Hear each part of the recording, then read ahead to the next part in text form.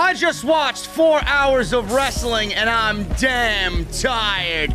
But we are live, man!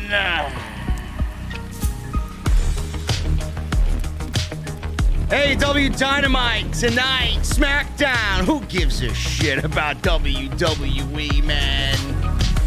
Who cares? It's the Roman Reigns show. 1 hour of Roman Reigns, the Usos, and the Mysterios.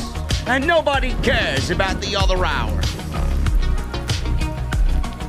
But on the opposite side, we got Andrade El Idolo making his debut. And damn, did he look good.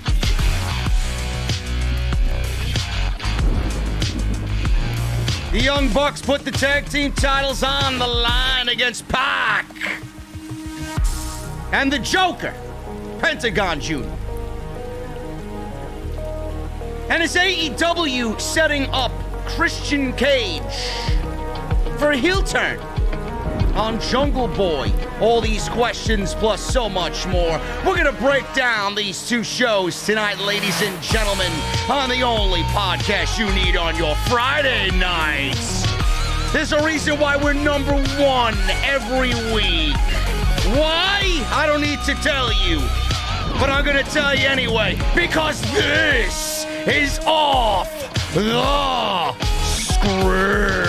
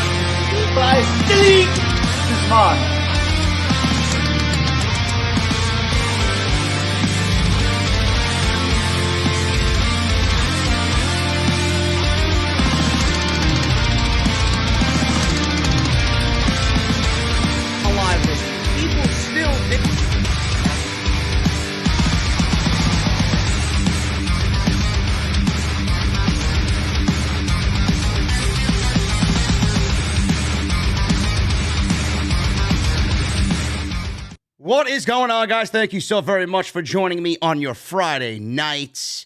This is your SmackDown and AEW Dynamite post shows live right here on Off the Script. I am JD from New York. Welcome to the OTS venue where the beverages are cold. And man, was tonight a damn good night of pro wrestling, at least from the 10 o'clock to 12 o'clock hour. And then on the 8 o'clock side of things, it was nothing more than Roman Reigns. Everything Roman Reigns is always fantastic. Other than that, SmackDown was. And you would think that they would do something different and fun and exciting. And hey, man, we just released 6 fucking people. Let's try and write a decent show on Friday. And I know they don't give a shit. Roman Reigns, the Usos, and the Mysterios took up literally 1 hour of SmackDown tonight. And that's pretty much all that happened on SmackDown. If I was to sit here and go over SmackDown, it would legitimately be nothing but Roman Reigns and the Usos with the Mysterios. And that's it. On the opposite side of things on Dynamite, we had the debut of Andrade Cien Almas, now known as Andrade El Idolo. Or if you're Jim Ross, Andre El Igloo. Or whatever he butchered his name as. I mean, it's Jim Ross. He's one of those guys that gets away with anything. We love JR. We love JR in these parts. But it was an amazing debut for Andrade. It was not even something that we expected. A lot of people were asking, well, why didn't this happen at Double or Nothing? But I'm glad it didn't happen at Double or Nothing, because I think everybody would have been expecting somebody like that to show up at Double or Nothing. Meanwhile, Tony Khan is showing you that he's correcting the mistakes from the debut botch of Christian when he brought Christian into AEW at Revolution. But it was a situation that got a lot of people excited. He looks fantastic. He looks like he is ready to go. Tony Khan signed Andrade, who right now is a top 10 pro wrestler in the entire world, bar none. I don't want to hear it from any of these fucking unintelligent cretins, these fucking gargoyles, these eggs on social media. I'm not expecting Andrade to come in and bolster AEW's ratings to a fucking 1.520, okay? I'm not expecting that, nor should you be expecting that. But this is more than generating a rating for AEW. This is solidifying that AEW has a roster of the most elite professional wrestlers on the face of the planet. And this is only the beginning. If Tony Khan is serious about putting a dent in the WWE armor, and I mean a serious dent in the WWE armor, this is the beginning. This is not the end of anything for him spending money. This is only the beginning. Andrade, Samoa Joe, Aleister Black, Ruby Riott, and then Mickie James is my personal favorite of all the other women. I don't really expect him to go out and sign the Moronics and Chelsea Green. I think those names are pretty much headed to Impact if I was to make a logical guess there.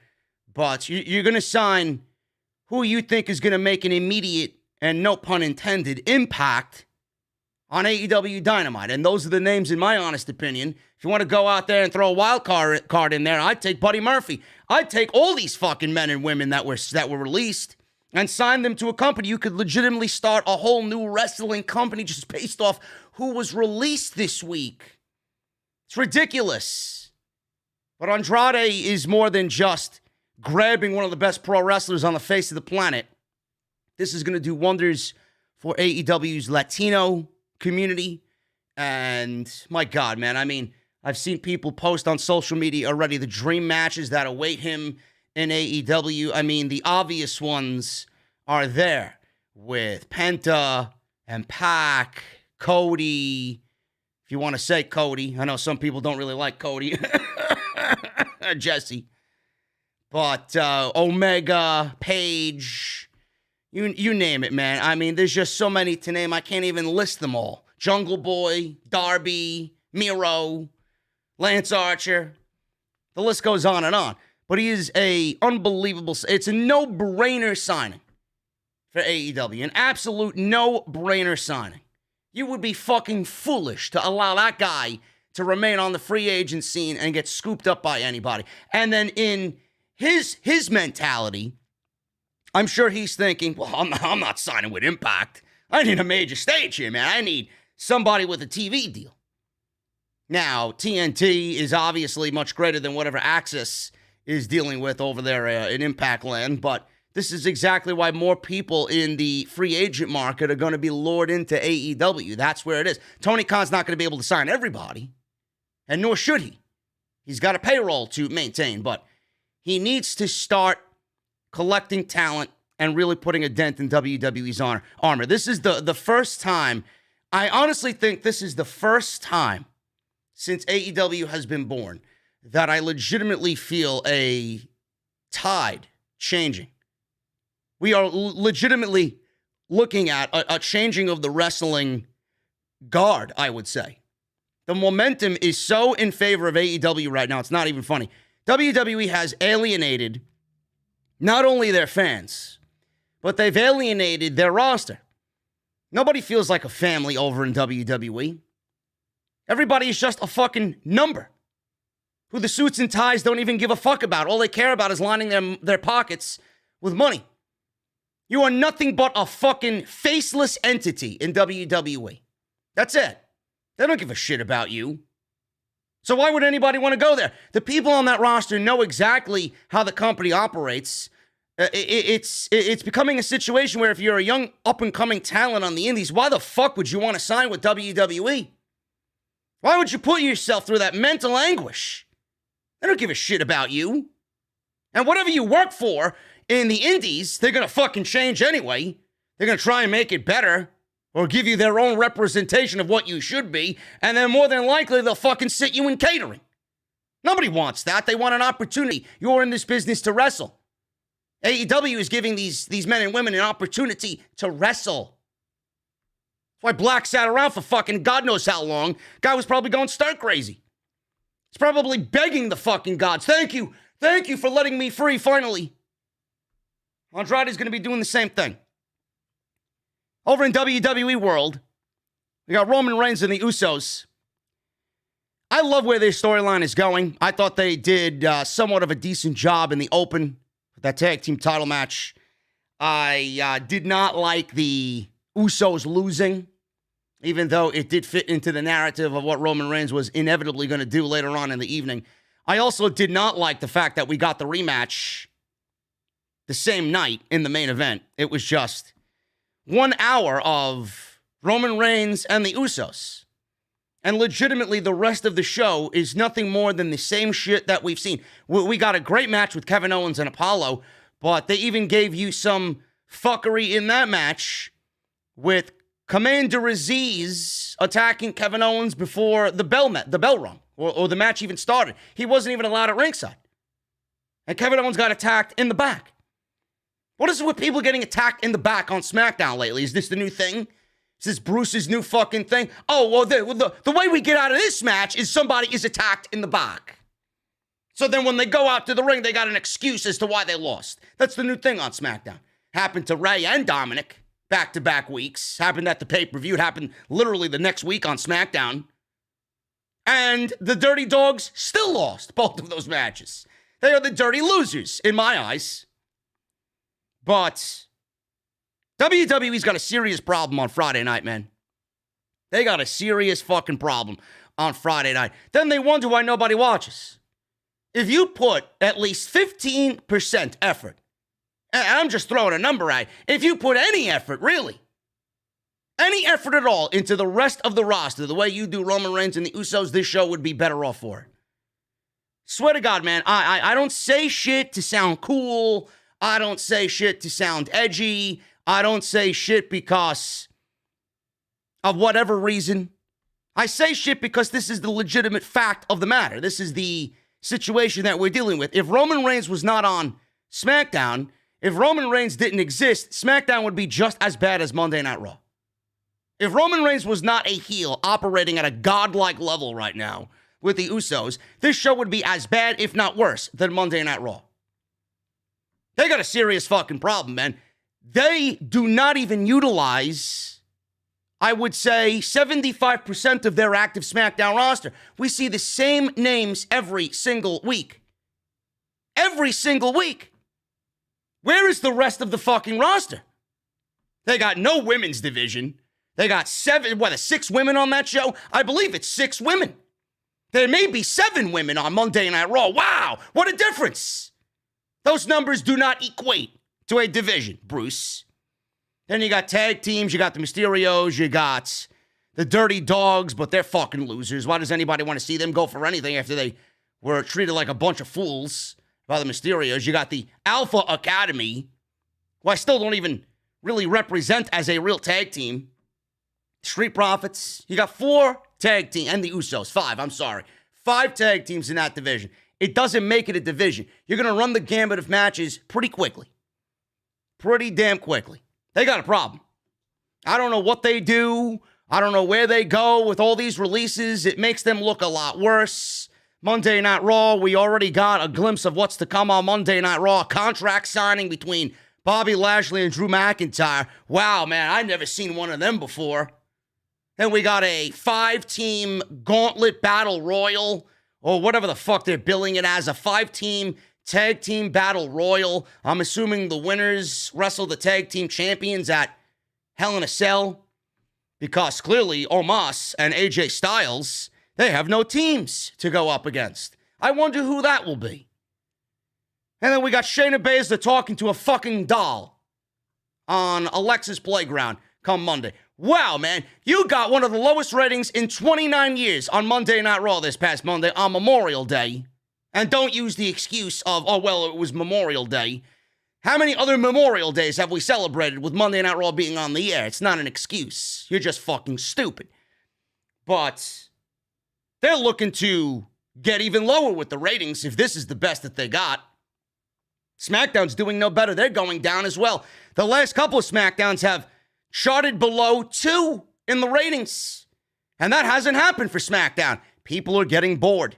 People are getting frustrated. People are just not watching. And most of the people not watching are in this fucking chat right now. We're going to try our best to go over what happened on the show. We'll break this stuff down. I'm glad I did a double review. Here, man. Last week, I did SmackDown only. And I barely had 1,000. I think I had like 700, 800 while all you other guys were watching AEW Dynamite. I'm like, fuck. I should have been a part of the cool group and watched Dynamite and then went live at 12, but I couldn't. I would have gotten 0 sleep because the next night I had to fly to Jacksonville because I personally attended Double or Nothing. So I think with Dynamite being preempted pretty much all this month, we got a couple of Fridays. There's one Saturday thrown in there. So I think we're going to be doing the double reviews until they get back to normal, man. It is not really what I would like. And whether Jesse or not is going to join me for these reviews, we have to wait and see because he's a busy man. He's a family man. I don't want to intrude on his family life, but I am riding solo here tonight, as you guys see. I am Captain Solo tonight. But I thank you guys for joining me regardless, man. So thank you for being in the venue. And we had a very busy week this week. We had unbelievable numbers, man. I am incredibly blown away and incredibly grateful that you guys came out on Wednesday. I do not wish anybody to get fired or lose their job, but if I see the numbers that I saw on Wednesday, man, oh man, well, when's the next firing happening, Bruce? You got to let me know so I can get ready. 43,000 people and counting watched that podcast on Wednesday afternoon, man. 3,200 likes. You guys absolutely fucking killed it. Killed it on that podcast. I thank you to all the OGs. I thank you to all the newbies that came over here and have followed and subscribed, and hopefully you stay. I thank you guys as well. Go and check that stuff out if you missed it. Monday Night Raw, obviously, as well from Monday. NXT from Tuesday. I got the podcast last weekend, episode 378, talking about the Reigns and John Cena main event for SummerSlam. 379's already recorded. I did that this afternoon. Over 2 hours, man. The first 2 hours, I think it's about 2 hours and 30 minutes or so. The first 2 hours are some of the most fluid and solid back-to-back news and opinion that I've done all year. And we talk about all the additional detail that I did not cover on Wednesday for the releases that happened on Black Wednesday. We talk about all that in the podcast tomorrow, man. So look forward to that, 5 p.m. It's going to be a good one. I am in New Jersey right now. You guys can't tell because the venue, I take it with me wherever I am, man. I could be in fucking Texas next week for all I know, wink, wink. I could be in California. I could be in Jacksonville. It doesn't matter, man. The venue goes wherever I go, but I am legitimately in New Jersey. I'm attending the Atlantic City Beer Fest in Atlantic City, New Jersey tomorrow. One of my favorite times of the year. I got my koozie all ready to go, as you guys see. And there will be 200 breweries there. I am very excited. I attend every year, but last year, obviously, we couldn't go because of the pandemic. But I will be there, and I am in New Jersey right now, so I am operating away from my normal home office. But it's going to be a good time, man, and I thank you guys for joining me here on the podcast. Super chats are open, and you guys want to get them on in, you can certainly do that. We'll hang out at the end of the show like we usually do. Hit that thumbs up. Let's try for 1,000 likes on tonight's live stream, man. 1,000 likes is the goal before we get out of here. Follow me on social media at JDfromNY206. That is on Twitter and Instagram. Go get your t-shirts. Bonfire, link is down below. Go check out the Patreon page, patreon.com/JDfromNY206. And tonight's sponsor, man, the great and one and only, and no, I'm not talking about Ricochet. He's sitting in catering. The one and only Dr. Squatch, drsquatch.com. Use code SCRIPTS at checkout for 20% off, man. When it comes to men's hygiene, they got it all. You name it, they got it. Cologne, deodorant, they got soaps, they got shampoos, they got conditioners, they got everything you need for your hygiene needs, man. You're listening to the best. So going into the summer, you guys should feel your best, smell your best, and look your best. And you could only acquire that with Dr. Squatch, drsquatch.com. use code SCRIPT at checkout. I was supposed to do a giveaway tonight. I didn't forget you guys. Everybody that is super chatted up until this point will be into a pool. Hoop Media is going to be doing the pool for me, okay? But they're not doing it tonight because I'm away from home. I would rather be grounded in my home office. So we are going to accumulate even more people to enter this giveaway, and we're going to do it on Monday. We're going to do it on Monday, and there's going to be a live random drawing, and I'm going to get a text from Hoop Media, and then Hoop Media is going to tell me who the winner is because you guys have donated so graciously this week. Homage.com, that's Homage, is giving away a vintage and retro HBK Heartbreak Kid Shawn Michaels retro t-shirt to one lucky winner, man. So make sure you guys check out Homage. That is homage.com, Homage.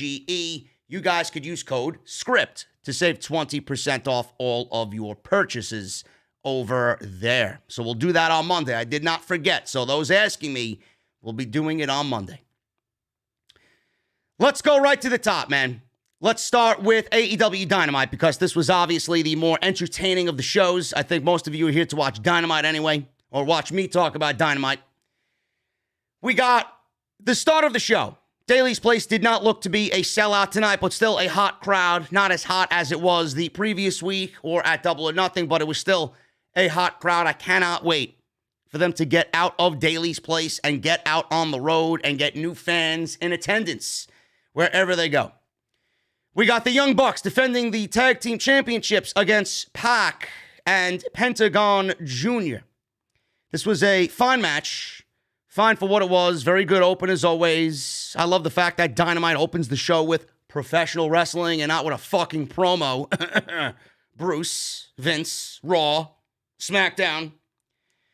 But I don't like, and I may be nitpicking here, man. I may be very nitpicky.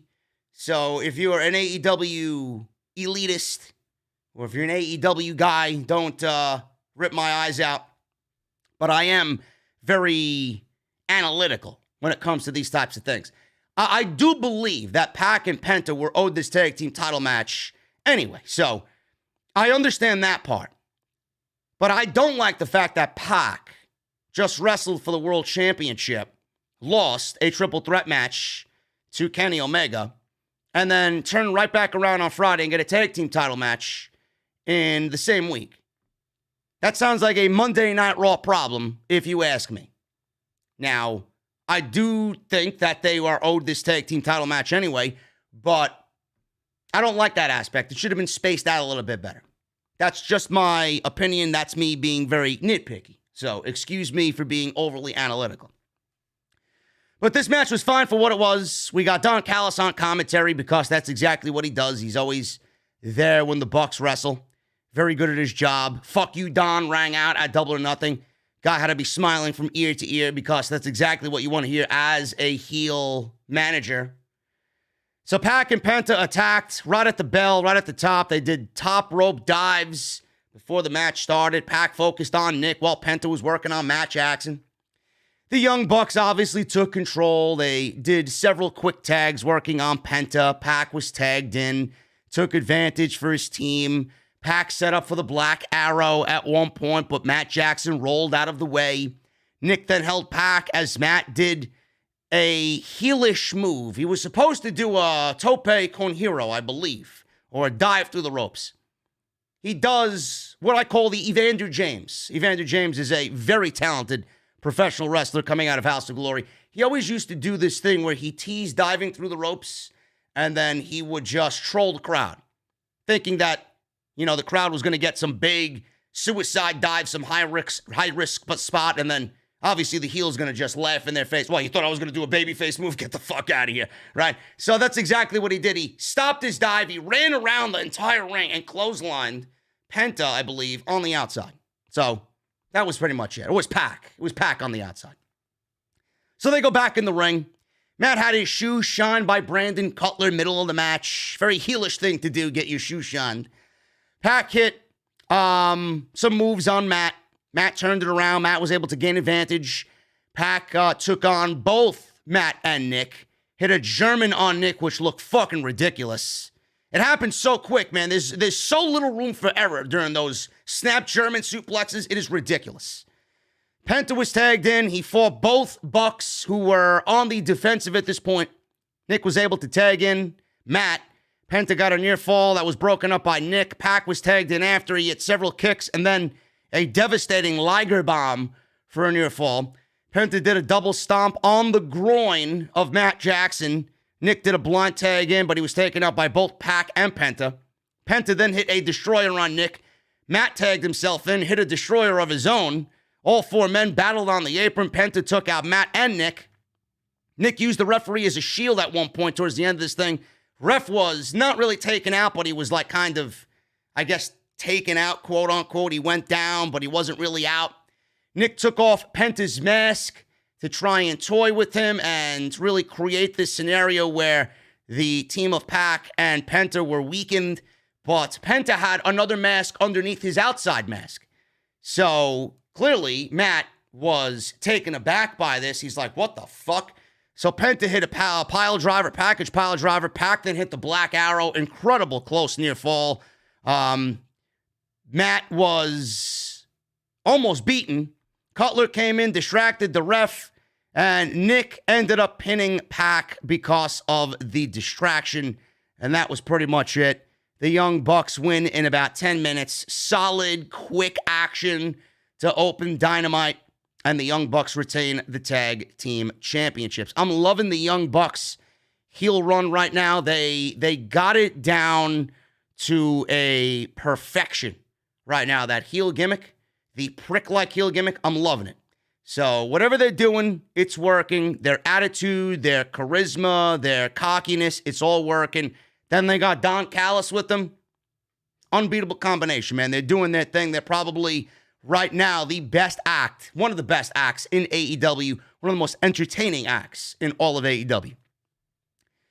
Post-match, the Bucks attacked Pac and Penta. Eddie Kingston came out and tried to make the save, which was very interesting because while Pac was out, Eddie Kingston was running the Death Triangle. They weren't really the Death Triangle, but he was running with Pac's guys, Penta and Phoenix, while he was out during the pandemic. So that was kind of interesting. Eddie Kingston tried to make the save. They didn't really think much of it, and that's the way the first segment of the show came to a close. Mark Henry. Mark Henry was introduced by Tony Schiavone. I actually have news on Mark Henry, and he is with AEW. He is one of the hosts of Busted Open Radio on Sirius with Bully Ray and Dave LaGreca. I believe Tommy Dreamer is there as well. But Mark Henry joining AEW was discussed at the Double or Nothing post-show scrum that I was fortunately a part of. And during the media scrum, Tony Khan commented on Henry joining the promotion. He says this, and I quote, "Mark Henry and I are friends. And Mark told me he was available and to do things that I would really be interested in doing." I thought that would be really interesting because he's not only a good friend, but a really respected person in the wrestling business. Not just a great wrestler, a great mind, a great scout, and a great analyst in pro wrestling. He gives his opinions on Busted Open Radio, but he provides great scouting reports, and he really has helped mentor a lot of wrestlers in addition to being a great wrestling mind. And I think he could be not only a great on-air personality, but a great backstage influence. He's a great friend and a person. So it's just great to have Mark in the AEW family, and it was great to announce this on such a special night, meaning Double or Nothing, end quote. Now, Mark Henry joining AEW is a very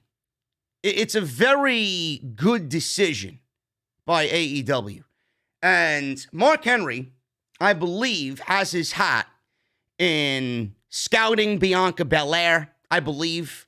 He has his hand in scouting Braun Strowman, I believe, as well, which could be Braun Strowman's into AEW if Tony Khan is, in fact, interested in Braun Strowman, which I hope is not the case because I don't think Braun Strowman really is needed in AEW. You guys always make mention, Tony Khan can't sign everybody.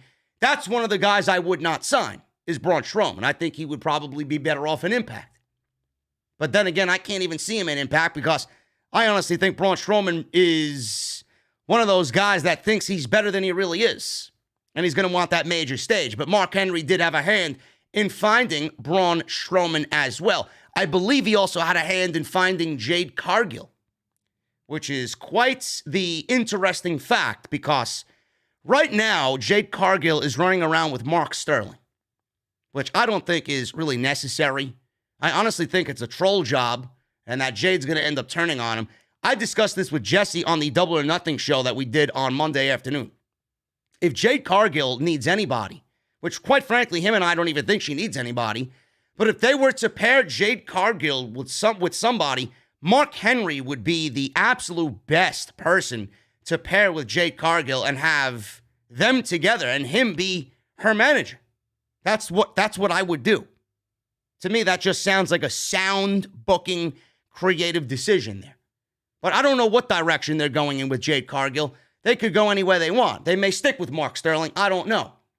But I think Mark Henry is going to be a better option for Jade Cargill just because of that connection and that relationship there. And it could be Mark Henry getting Braun Strowman's foot in the door, being that he helped Braun Strowman get into the WWE. So I don't know. It's going to be very interesting. But he was on the show tonight. We had a promo with Mark Henry saying that he's not there to save AEW, but he is there to turn the wheels, which I think he kind of got messed up with what he wanted to say. I don't necessarily think that's the right term he wanted to use. I think it's tighten the wheel. You know, he's not there to turn the wheels. They already got the wheels turning. I think he's there to tighten the wheels. It was almost as if he was throwing that comment out to all the AEW fucking detractors out there. Because everybody thinks Mark Henry's coming on in to steal a spot from a younger guy. Tony Schiavone asked him if he's going to wrestle. Is he going to get back in the ring? Mark Henry said, listen, I'm not going to answer that question yet, but I do have a lot more left in the tank, is what he said. So Vicky Guerrero comes out, and my fucking iPhone screen cracked in cringe of Vicky Guerrero's glass-shattering voice. I think my eardrums popped. I think the fucking glass I was drinking my cold beverage out of cracked as well. She owes me a nice fucking beer glass, man. I'll send the bill after I attend Beer Fest tomorrow. But Vicky Guerrero came out and kicked both men out of the ring. She did her, excuse me, shtick. Vicky wanted to introduce a man that has been a champion around the world. And she introduced Andrade El Idolo, formerly known as Andrade Cien Almas. Or Andrade, after WWE cut half of his name from NXT. Jim Ross knew who he was, but butchered his name. He called him Andre El Idolo, or whatever the fuck he called him. He came out in this absolutely beautiful, I wouldn't even call it evergreen, I believe was the color. Might have been evergreen. I don't know my fucking colors, man. I'm goddamn colorblind for all I care. But he looked absolutely fantastic. He looked refreshed. He looked fucking ready to be there. He looked like the Mexican version of Ric Flair. He looked great. He got on the microphone. He thanked Vicky. He said he is going to be the face not only of all Latinos, but he's going to be the face of AEW. And he said all elite wrestling. He didn't abbreviate it. So he got on the microphone. Vince was always afraid to give him a microphone. Just by the little we heard of him, it seems like he's brushing up on his English. That computer program via the Android Flair seems to be working wonders for Andrade. But I have to wonder, man. I have to wonder, is Charlotte Flair going to be the next Lana on Monday Night Raw? Are we about to see 9 weeks of Charlotte Flair go through a table by Rhea Ripley? Because her fiance showed up on the dreaded and dastardly AEW program on TNT. What's going to happen there? I don't really give a shit about Charlotte. She could go through fucking 20 tables for all I care. I am so happy that Tony Khan went out and made a smart business decision by getting Andrade. This is a top 10 wrestler, bar none, easy, on the planet. And this solidifies that AEW is slowly but surely putting together a roster of some of the best names in this goddamn industry, man. You love to see it. You love to see it. Now, I don't want Tony Khan to go out there and make Vince McMahon look like a fool. He knows what he's got in Andrade. Everybody knows what he's got in Andrade. He's going to give Andrade the tools to go out there and do what he was never given the opportunity to do in AEW, in WWE, in AEW. And Andrade is going to do what he does best. He's not going to say anything. He's going to show everybody why they missed the boat on him and why they were foolish for doing so. This is a major signing. It's not groundbreaking. It's not game-changing. It's not going to move the needle. It's not going to put AEW over the million mark every week. Nobody is going to do that. There's only one name right now that's a free agent that's going to do that, and his name is Phil Brooks. Andrade is not that guy. Samoa Joe's not that guy. Buddy Murphy is not that guy. Aleister Black is not that guy. Ruby Riot's not that guy. Chelsea Green, Mickie James, Braun Strowman. None of these people are going to come on into AEW. First of all, they're not going to all come into AEW. But this is a major name. Some of those names are coming on in, but this is one of the major names. If there was a list of my personal liking, if I was to give to Tony Khan, if Tony Khan asked me personally, Jerry, who do I go out and spend my money on?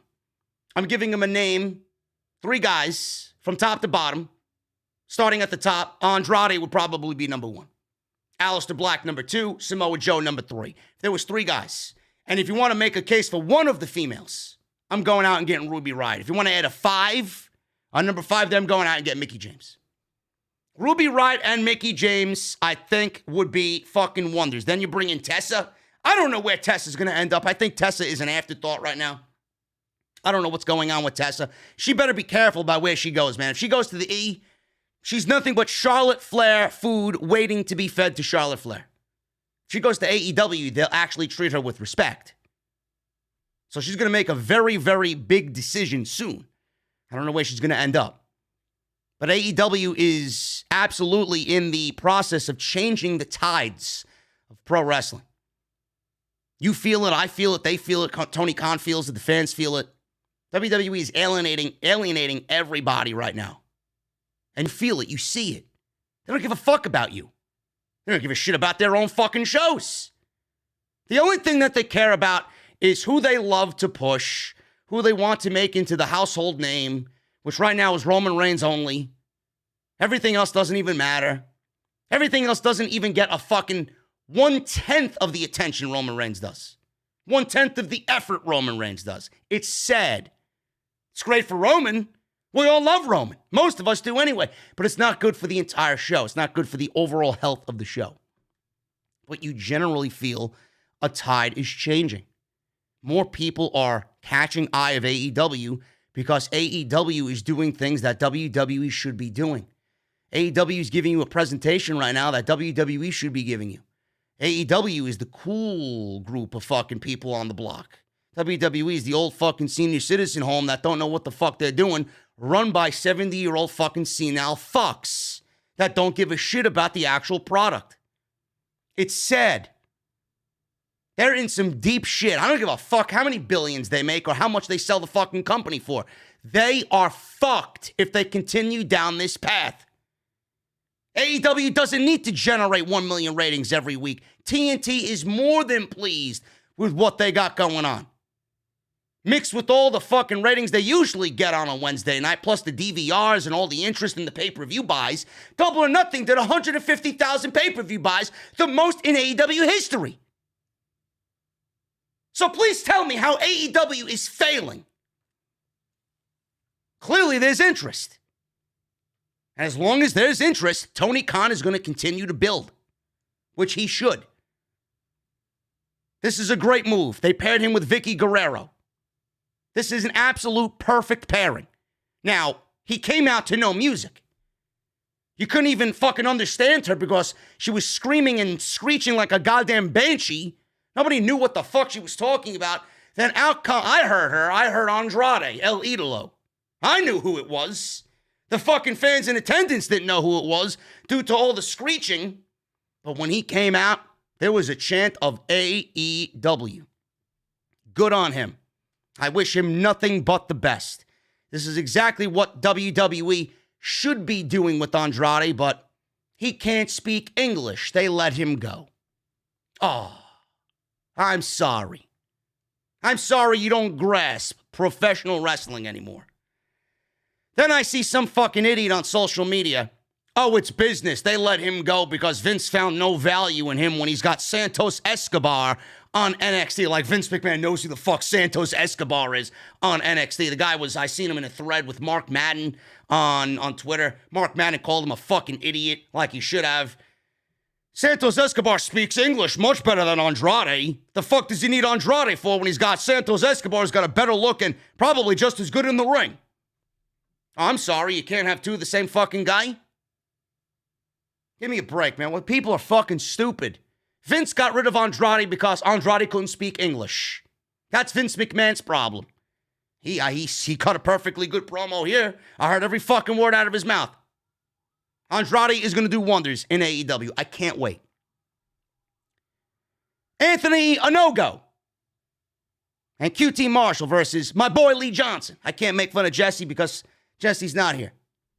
But I know Jesse, man. I heard him. He texted me tonight. He's like, this motherfucker, Lee Johnson, man, why do I got to see this clown on TV? You know, this guy is very average at best. I don't watch AEW for average, is what he told me. Just passing you the message. Don't kill the messenger, man. And Jesse's favorite wrestler, man, Cody Rhodes. Oh, man. Cody Rhodes.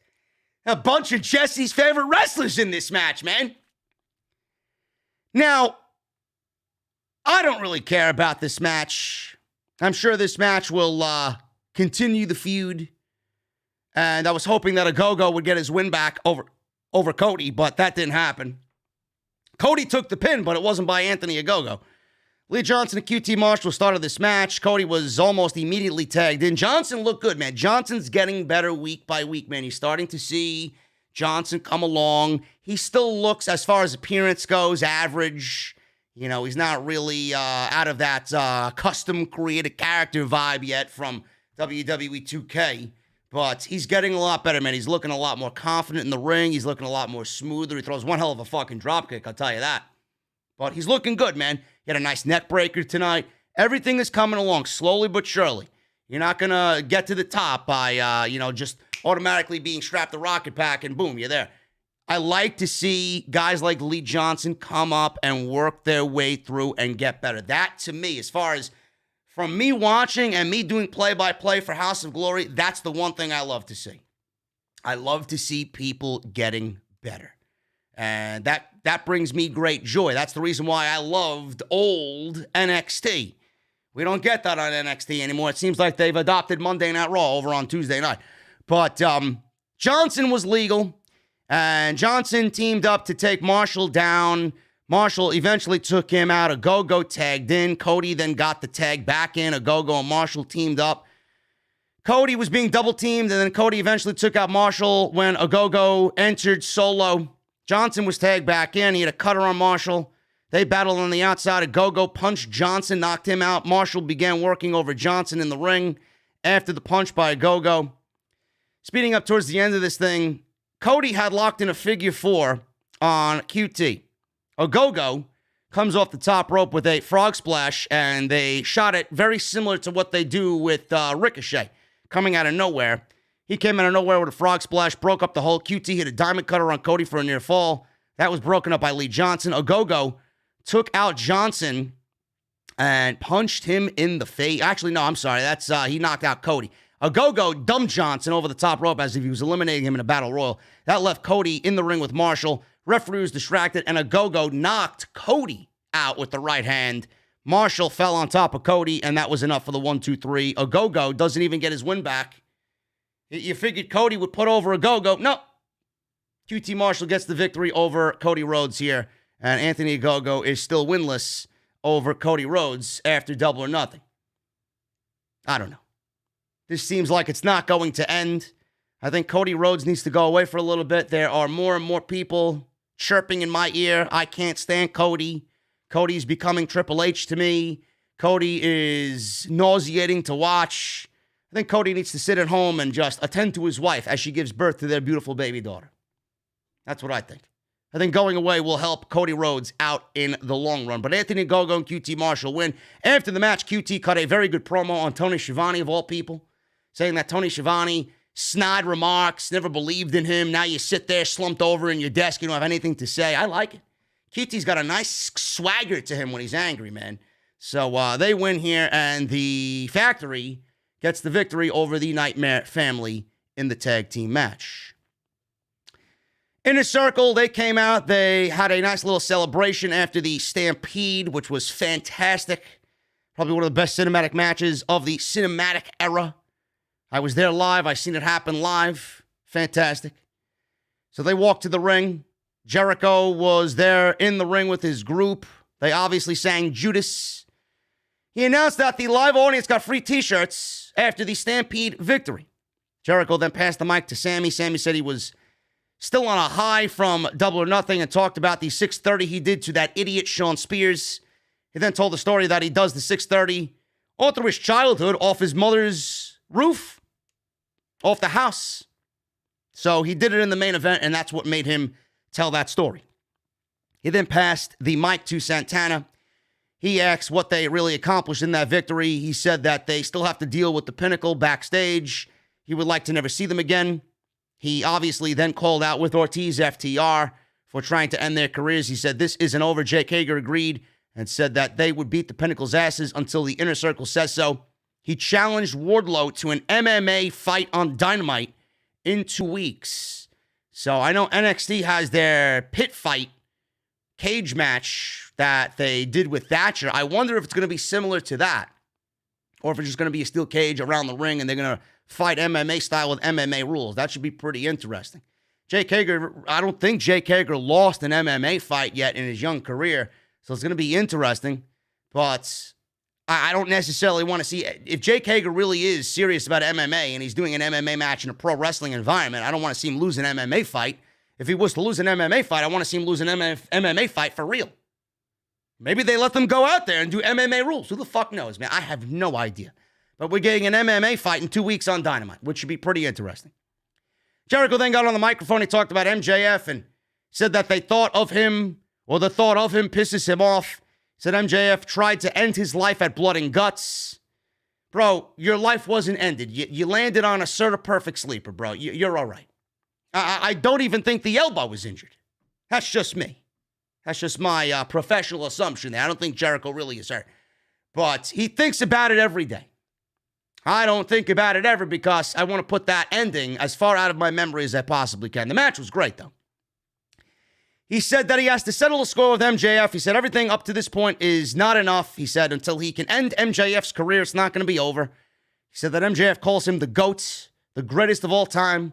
If he really is, then he needs to beat MJF one-on-one, and that's the way it ends.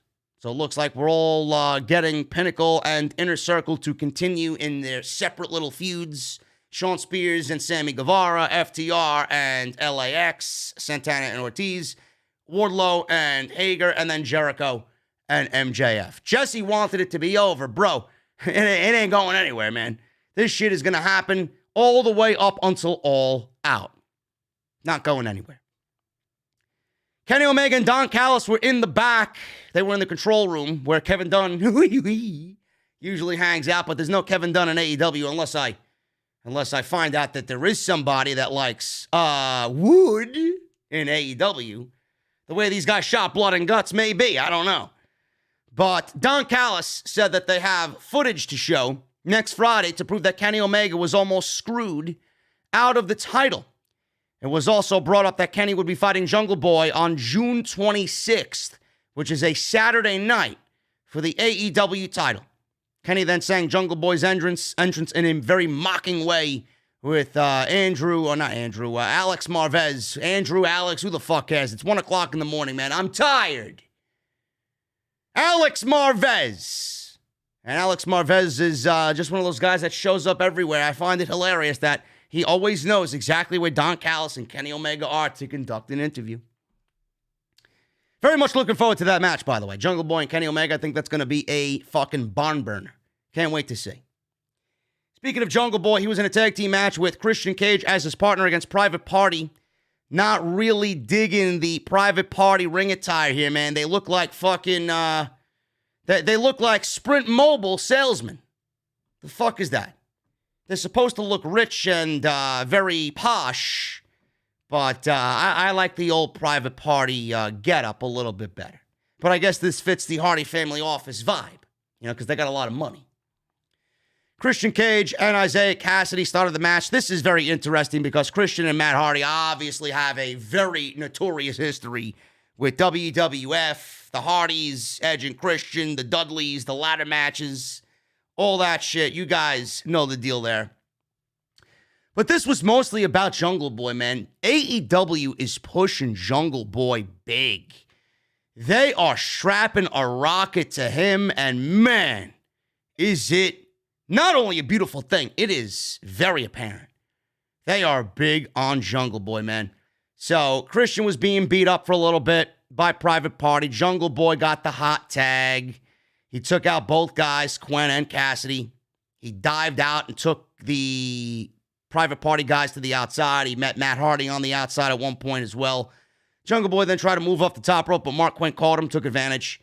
Jungle Boy made a hot tag to Christian back into the match. He hit some of his classic moveset on Cassidy. Went for a kill switch, but he was countered by Cassidy. The referee was distracted by Matt Hardy, I believe, and Private Party were able to team up and take out Christian. So Private Party maintained control. Christian finally was able to counter Private Party. They kept mimicking his, photo shoot pose, and they even did it with him together. They sandwiched Christian in between them, and they started doing like this puppet dance with Christian Cage. He countered both guys. Jungle Boy then got the hot tag back in, and he focused on Mark Quen. Jungle Boy hit a beautiful brainbuster for a near fall. Hit a beautiful DDT as well for another near fall. Jungle Boy locked in the snare trap. Cassidy broke that up. Christian then entered and was thrown out. Mark Quen got a very nasty near fall with an eye gouge. Tight grab. Jungle Boy finally locked in the snare trap, got Mark Quen to tap. And I say nasty because Mark Quen was dropped right on his head. I don't know what was going on there, but Jungle Boy was, I believe, on the second rope, dropped Mark Quen almost right on his head, went for a cover. I don't know how they played that off. It looked very sloppy from my vantage point, but Jungle Boy finally locked in the snare trap and got Mark Quen to tap out. Very solid match here. Nothing really overly spectacular, but it's all about Christian and Matt Hardy. I think that's where they're going as far as Christian's next feud, just to kind of play off their history together.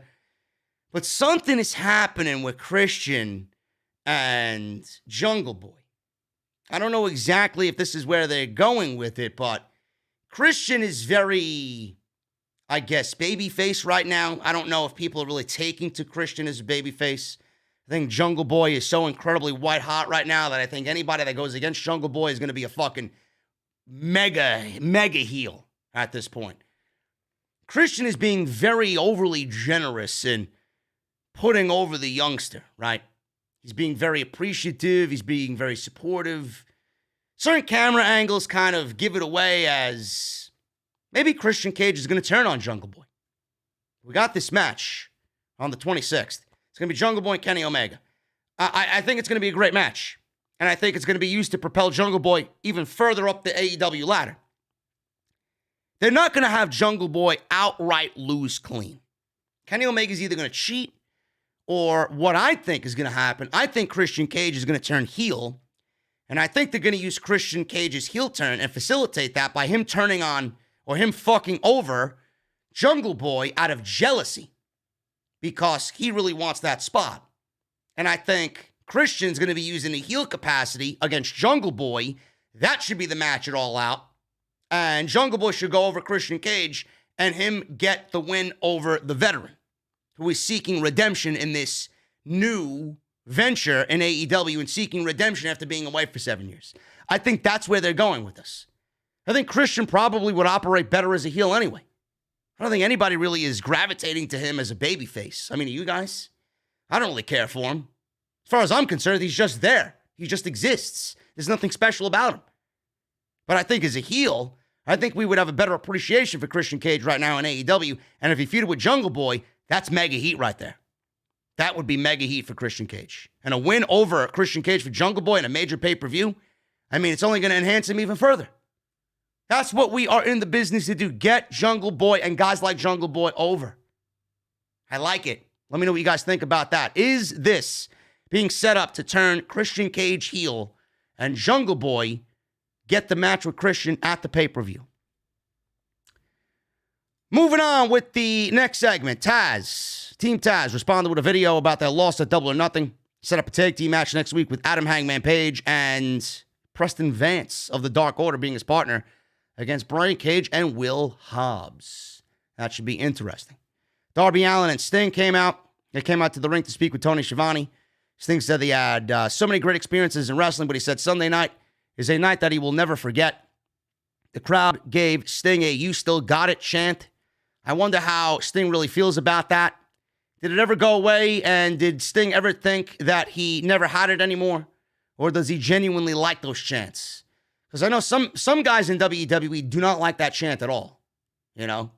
So Sting said thank you to the crowd. Scorpio Sky and Ethan Page interrupted via a video. I believe they were in the back somewhere. Sky said that Sting was so good, he was able to drag Darby over the finish line. Page said that Sting is carrying Allin to the top. Sky then challenged Allin to pick anyone but Sting to team with him to take them on. Allin grabbed the microphone, and that was it. We didn't even hear from Darby Allin. Show was cut off by a commercial break in what was, or what looked to be, the end of the segment. I don't really like him teaming with anybody but Sting. So now he's going to have to choose another part. Maybe it's going to be Lance Archer. I don't know. But I do not like him wrestling in a situation away from Sting. It always opens it up to him losing. We can get singles matches with Allin and Page, Allin and Sky. I don't know if Sting is going to wrestle in a singles capacity, but I think a little bit too much of this, you know, I think is going to be overkill. Or a little bit too much more of this is going to be overkill. I think they need to kind of scale it back and need to move on to something else. I think the win at the pay-per-view should have been it. Don't even know why we're still here with these four guys, but that's just me. So we'll see what happens with that. I think all four of these guys should be moved on to something else. Tony, he was in the ring. Tony Schiavone, not Tony Khan. Tony Schiavone. He was in the ring with Britt Baker. Dr. Britt Baker, DMD, by the way, which Jesse loves. And she was there with a huge platter of quarter pounders. Listen, this is a fucking insult to Titus Catering, man. This is a goddamn fucking insult to Titus Catering. If you want hamburgers, then you call Titus. The fuck are you doing with Big Macs, quarter pounders, man? Are you serious? Is McDonald's even fucking real food? You couldn't catch me dead at a fucking McDonald's, man. I like Wendy's better. I like Wendy's better just because their chicken nuggets aren't frozen. They got better chicken nuggets, man. White breast meat. I don't know what the fuck is in the McDonald's nuggets. I heard stories. Anyway, Baker was there. We had all the AEW catering crew and Nyla Rose behind her. She was out there with Rebel. And she then was speaking about the work that she put in to get to this point. How the fans, some of them were not there the entire journey. She said she made this happen all by herself. She then said DMD several times. And she got the crowd to get behind her. She invited Tony and Rebel to enjoy burgers with her. All of a sudden, Nyla Rose comes from behind and she slaps the burgers out of their hands. She throws the plate of burgers into the crowd and she walks away popping all the balloons that are floating around ringside and are tied to the steel posts. And it looks like we are getting Nyla Rose and Britt Baker, which I am sure absolutely nobody asked for ever. Give me a break. Nobody asked for this. Nobody's interested in this. This is not really what I would call an ideal start to Britt Baker's title reign as women's champion. So that's what we're getting. We're getting a feud set up between Nyla Rose and Britt Baker. Eddie Kingston was backstage. Pac and Penta said they didn't need or want his help. Kingston said, listen, even you two fools can understand this. The enemy of his enemy is his friend. And then he walked off. They stood there perplexed. They didn't know what to say. Red Velvet versus the Bunny. This was okay for what it was, minus the fact that Red Velvet almost killed herself about 2 different times in this match. And I like Red Velvet. I like her more and more I see her. She's got that spunk that I think is very infectious. And she sells like a fucking beast. The Bunny, I don't think they necessarily matched up, but Velvet tried to hit her finish. Bunny kicked her and was handed brass knuckles towards the end of this thing. Bunny missed the punch with the brass knuckles and was hit with her just desserts. Red Velvet's just desserts. It sounds as corny as it does, but it was a nice spin kick to the back of the head. 1, 2, 3, Velvet pinned Bunny, and Red Velvet continues her winning ways on Dynamite. Evil Uno and the Dark Order were backstage. John Silver says he was given a TNT title shot by Tony Khan, but he's not cleared, so he gave his shot to Evil Uno to go up against Miro next week on Dynamite. I don't really understand the logic in this. I do not think, someone please correct me if I'm wrong, has Evil Uno won a singles match in AEW ever? Has he won a singles match in AEW ever? Then why is he being gifted championship matches that don't belong to him? This is a WWE maneuver. I don't like it. Even though I do think Evil Uno is a fantastic professional wrestler. Him and Stu Grayson are fucking great together. But I don't necessarily think Evil Uno is the best quality of opponent for Miro when he has 0 wins. I would appreciate if AEW gave him some wins and then visited this match maybe next month. But he's got 0 wins getting a TNT title match that supposedly belongs to John Silver. Don't do it if it doesn't make sense. Pretty sure you can find somebody else that is much worthy of a shot than Evil Uno. Miro then thanked God and then said that he has a very hot wife. So Miro mentioning his wife a day after she was released, planting the seeds for Lana CJ to come on into AEW. He then said that he did not understand why Evil Uno would fight him. He's going to get hurt. He said that you should only fight him if you know you can survive. I'm liking this Miro, man. I'm not liking the match he had with Lance Archer at Double or Nothing. We need to rectify that the next time we see Miro. But Miro, man, he looks fucking great. He sounds great. He looks like a damn fucking beast with that TNT championship as well. Dustin Rhodes versus Nick Comoroto. I didn't really take any notes on this, but I was getting the podcast ready. Dustin Rhodes beats Nick Comoroto in what I watched, what looked to be a decent main event. I don't know why anybody would care about this being the main event, but Dustin Rhodes gets the victory in a bull rope fight, and we got a win for the Nightmare Factory, or the Nightmare Family. All these fucking factions, man. The Nightmare Family gets a victory back because they lost earlier in the night. The Nightmare Family gets a victory back over the Factory, over Nick Comoroto in the main event of AEW Dynamite. That's pretty much it there. Let's check the chat. We got 1,700 people inside the venue. I appreciate you guys very much, man. We're going to be covering some SmackDown now in just a second, but if you guys are in the chat, super chats are open. Get them on in. We'll hang out at the end of the show. Hit that thumbs up. We are at 746 likes right now.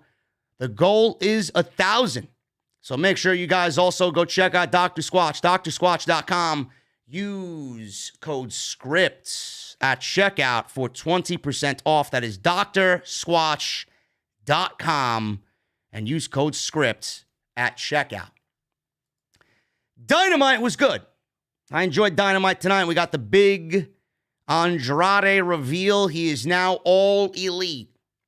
I wish I could say the same about SmackDown, man. SmackDown was not as entertaining and not that memorable. WWE's got a serious fucking problem, man. WWE's got a serious problem. They got a Roman Reigns and Usos problem on SmackDown. They need to start doing more with the rest of the roster. You could see them relying too much on Roman Reigns. I have no problem with Roman Reigns. The more Roman Reigns, the better, but you can't do it every week. You need to start featuring some of the other people on your roster. You probably have untapped potential on that roster. At least 70 to 75% of that roster is not being used. You have no women's division. at all. At all. You got 6 women. I keep saying 7. 7 on Monday Night Raw. 6 women on that show.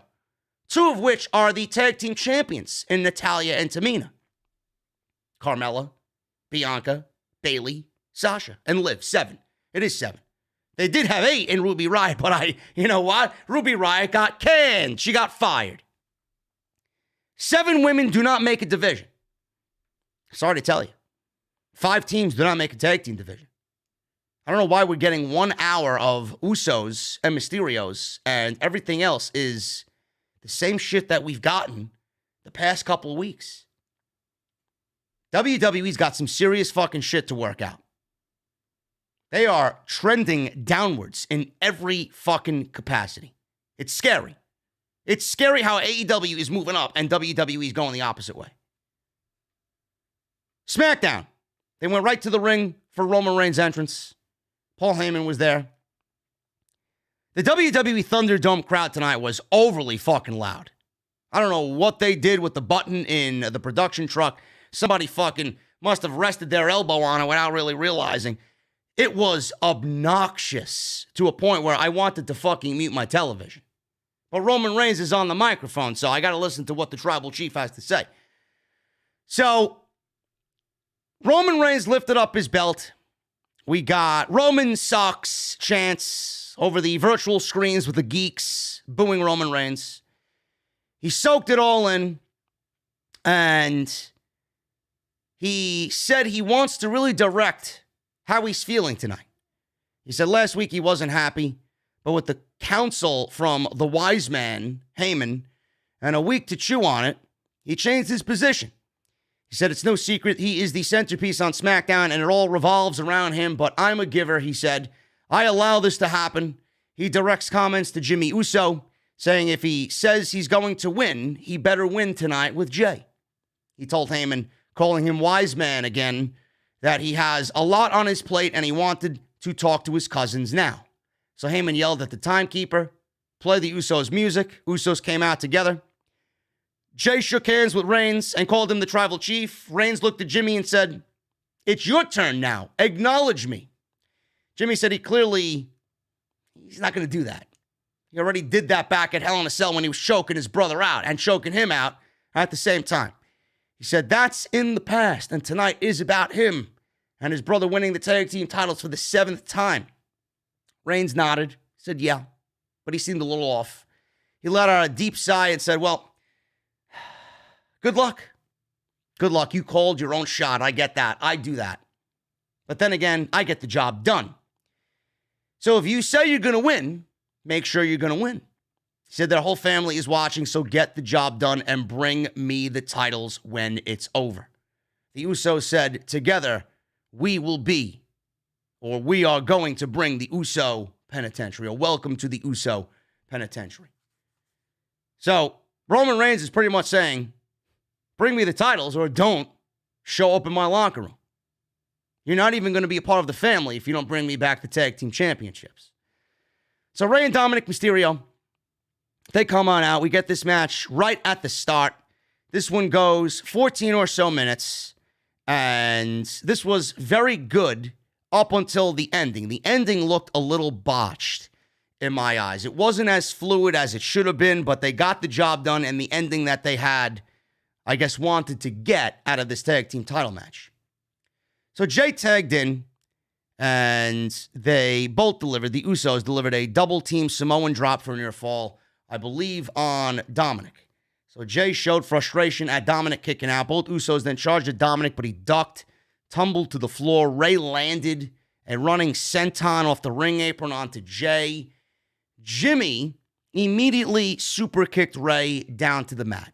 So back in the ring, Jimmy super kicked Dominic, and then he leapt off the top rope at Dominic. Dominic lifted his knees, and it looked like it was supposed to, I don't know if there was some miscommunication or not, but it looked like Jimmy was supposed to actually get impact off the top rope with Dominic getting his knees up and then going into the pin.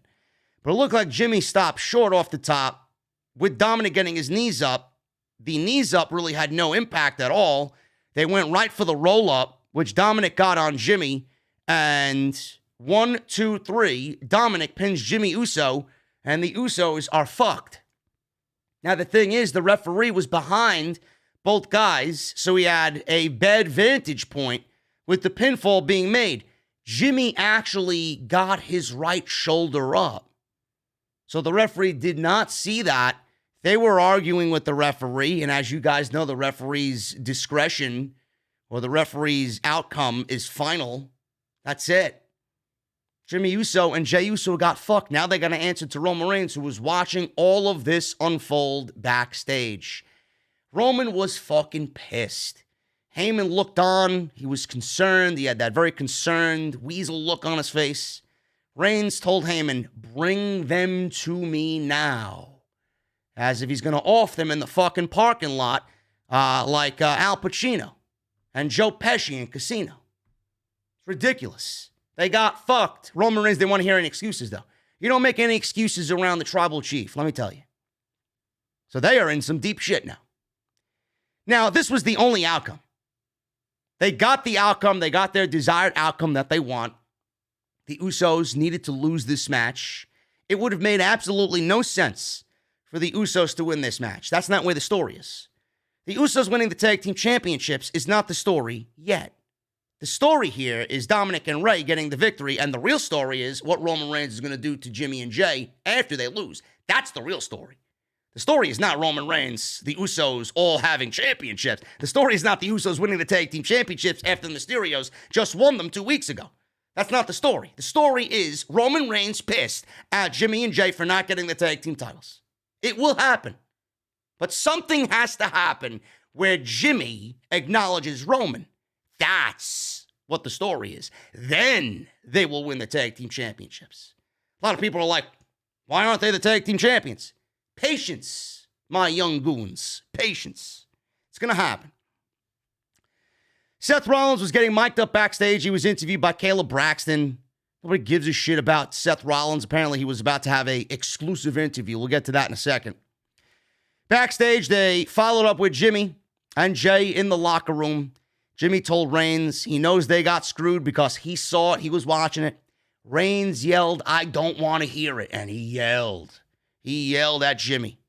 He told Jimmy, "You lost to a child.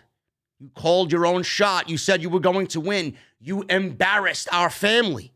What did I say about misrepresentation?" He said, "There's still time left in the show. Go talk to Adam Pearce or Sonya Deville to right this wrong. I want this fixed by tonight," he says. So he said they're the 6-time tag team champions who made the WrestleMania show once. He said in less than a year, with the tribal chief, he closed the show and walked out with his head held high for the world to see. Jimmy hung his head in shame. So Reigns asked Jey if he understood him, but he called him Jimmy. Jey said, "Hey, you called me Jimmy. I'm Jey." Reigns says, "Well, the way things are going, who does it matter who is who?" He turned and walked away. Roman Reigns is a fucking goat for that comment. He called the Usos by the wrong names. He called Jey Jimmy. What difference does it make? You're both fucking losers. You gotta love it. You're gonna upset that man, and that's the fucking that's the type of comment you are just gonna stand there and accept, and you're not gonna do anything about it to fix it. Motherfucker, I would have been in Adam Pearce's office within seconds of that being said to me. That comment was fucking gold. I love it. Whoever doesn't like this Roman Reigns character, man, go get your head examined. Kayla did this exclusive sit-down with Seth. This was a complete waste of time. She asked him for an explanation for such a reprehensible act 2 weeks ago. The only thing reprehensible is 3 hours of Monday Night Raw. And the rest of SmackDown, that doesn't include Roman Reigns. They went right to highlights of the attack, including Seth stomping Cesaro's head on the steel. Seth was all smiles. He was smiling at Kayla. He told Kayla that he doesn't owe her or the WWE Universe anything. She said Cesaro refuses to give up or back down. So what happens when Cesaro returns to SmackDown? Seth took off his lapel mic that was attached to his coat, and he was looking at it, and then he threw it at Kayla Braxton, and she said, "Thank you." And Seth smiled as the interview came to a close. A waste of time. Is Seth losing his mind? Is Seth being manipulated by Lily? Is Bray Wyatt somewhere in the vicinity? This is the worst version of Seth Rollins yet. He is so unimportant at this current stage. He would do it better if he just puts over Cesaro. Seth is nothing right now. He is some of the worst acts right now in all of WWE. There's nothing going for him. His suits are more over than he actually is. The Street Profits were backstage. They were chatting when Chad Gable walked in. He says he feels compelled to advise them on a certain downward trend he's seeing in their career. Maybe he should go knock on the door of Bruce Pritchard and say this about Monday Night Raw. Bruce, I'm noticing a downward trend on Monday night. I'm here to help. Maybe you need the Academy. I wish. He says he's been studying the Street Profits matches, and it's obviously apparent that, quote unquote, the profits are down. Ha ha ha. Chad Gable has a nice witty sense of humor to him. Said Montez Ford lost 6 inches on his frog splash, and Angelo Dawkins' Sky High is just a grounded medium for now. He proposed, he coached them, citing what he's done for Otis. Are you ready to unleash your inner alpha? Can I get the smoke? Dawkins and Ford said, no. That's a hard no, bro. It's a hard no. They laughed, walked away, leaving Gable angry. The Usos walked into Adam Pearce's office. Jay said that he had to see the referee fuck up the spot. So Pearce says, yes, I saw it. The referee did make a mistake, but you know the referee's decision is final. So DeVille said, listen, we'll review the footage and give them a decision. And the Usos said, listen, Us, it needs to be tonight. And they said, all right, that's doable. We'll do it for you. So they went to go check the footage. Uso said, make it right. Carmella versus Liv Morgan. Liv made her entrance. And you gotta love WWE, man. Michael Cole said tonight, Liv is going at it alone. I wonder why, Cole. No mention, of course, of Ruby Riott, who was unceremoniously fired by WWE. So they aired this old school picture-in-picture soundbite with Morgan saying when she's done with giving her the Liv Morgan makeover, nobody's going to watch her because they're all going to want to watch her instead. So they did the same thing with Carmella. Carmella said fans won't be able to take their eyes off of her, and I kind of like that, she said. Carmella made a ring entrance, played with her hair. She said she's the most beautiful woman in the WWE, and nobody is even close. Listen, I'm not here. I got 2 eyes. I know who's beautiful and not beautiful. But I don't need people, women, on the active women's roster to now start grading themselves on beauty and making pro wrestling less of a priority than it already is in this division. Sounds like we're getting back to the divas mentality, folks. Beauty. I'm the number 1 woman in the WWE. I'm the number 1 most beautiful woman in the WWE. Not exactly what I want to hear, folks. I want number 1 woman to be based on, get this, pro wrestling. Being that you highly tout the women's revolution. I doubt the revolution was based on beauty. Fucking stupid. You could tell that Bruce and Johnny Laurinaitis are in charge of this women's division, man. They don't look at it as anything more than a joke. This match went, 3 minutes? Barely? Carmella slapped Liv at the start of the match. Carmella ended up tapping out Liv in 2 minutes with the code of silence. Good job, Liv. Good job, WWE, on pushing Liv Morgan, who tries and strives to be better. You could have a new breakout star on your hand, but you don't know anything about breakout anything. Give me a break. Liv Morgan deserves better. I legitimately feel bad for her. I do. Anyway, moving on. They showed Dominic and Ray about to leave the arena. They don't know what the fuck's going on. They were there with their suitcases. Pierce said to Ray, that the footage was reviewed, and it's clear that the referee made a mistake. DeVille said that the Usos deserve a rematch. Pierce said it would be tonight. Ray said, you got to be kidding me. We just beat them. Then Dom said, on the other hand, well, listen, okay, you want us to go again? we'll do it. And then Ray followed his son. His son made the decision. His son was okay with it. His son is okay with it, but Ray is like, you know what? I want to go home and drink a fucking Modelo. He didn't want to do anything anymore, man. You mean Rey Mysterio's being told to wrestle 2 nights in one night? Or 2 times in one night? Give me a break. So we went to hour 2. Bianca Belair is in the ring. And I didn't like this at all. I thought this promo was okay. It's not Rhea Ripley levels of cringe, but I don't know, man. I don't know what they're doing with Bianca Belair. She's in the ring. She said the WWE Universe isn't laughing with Bayley. They're laughing at her. Listen, honey, the only thing I'm laughing at is how terrible Monday Night Raw is. I'm not laughing at you. I'm not laughing at Bayley. I'm laughing at how terrible Raw is and how terrible this writing is. She said that the laugh that Bayley emits is getting to her more than she would have thought. She asked if Bayley is really a person to have tried her. She said people have been trying to keep her down since she was 3 feet tall. She said people have been trying to shrink her, to soothe their own insecurities and second-guess themselves. She said people have called her a show-off, called her a show-off her entire life. She said people used to call her mannish because she was muscular and athletic. But she left all those people in the dust after winning trophy after trophy, championship after championship. She said she's dealt with teasers, doubters, and bullies. But nobody has ever laughed at her in her face.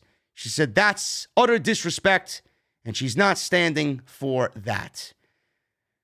I don't really like Bianca Belair talking about all the doubters and all the bullying that came upon her. I don't want to hear that about Bianca Belair. I don't want to hear that people in her past said that she looked like a man. That is utterly ridiculous at this stage of the game. I don't want to hear that.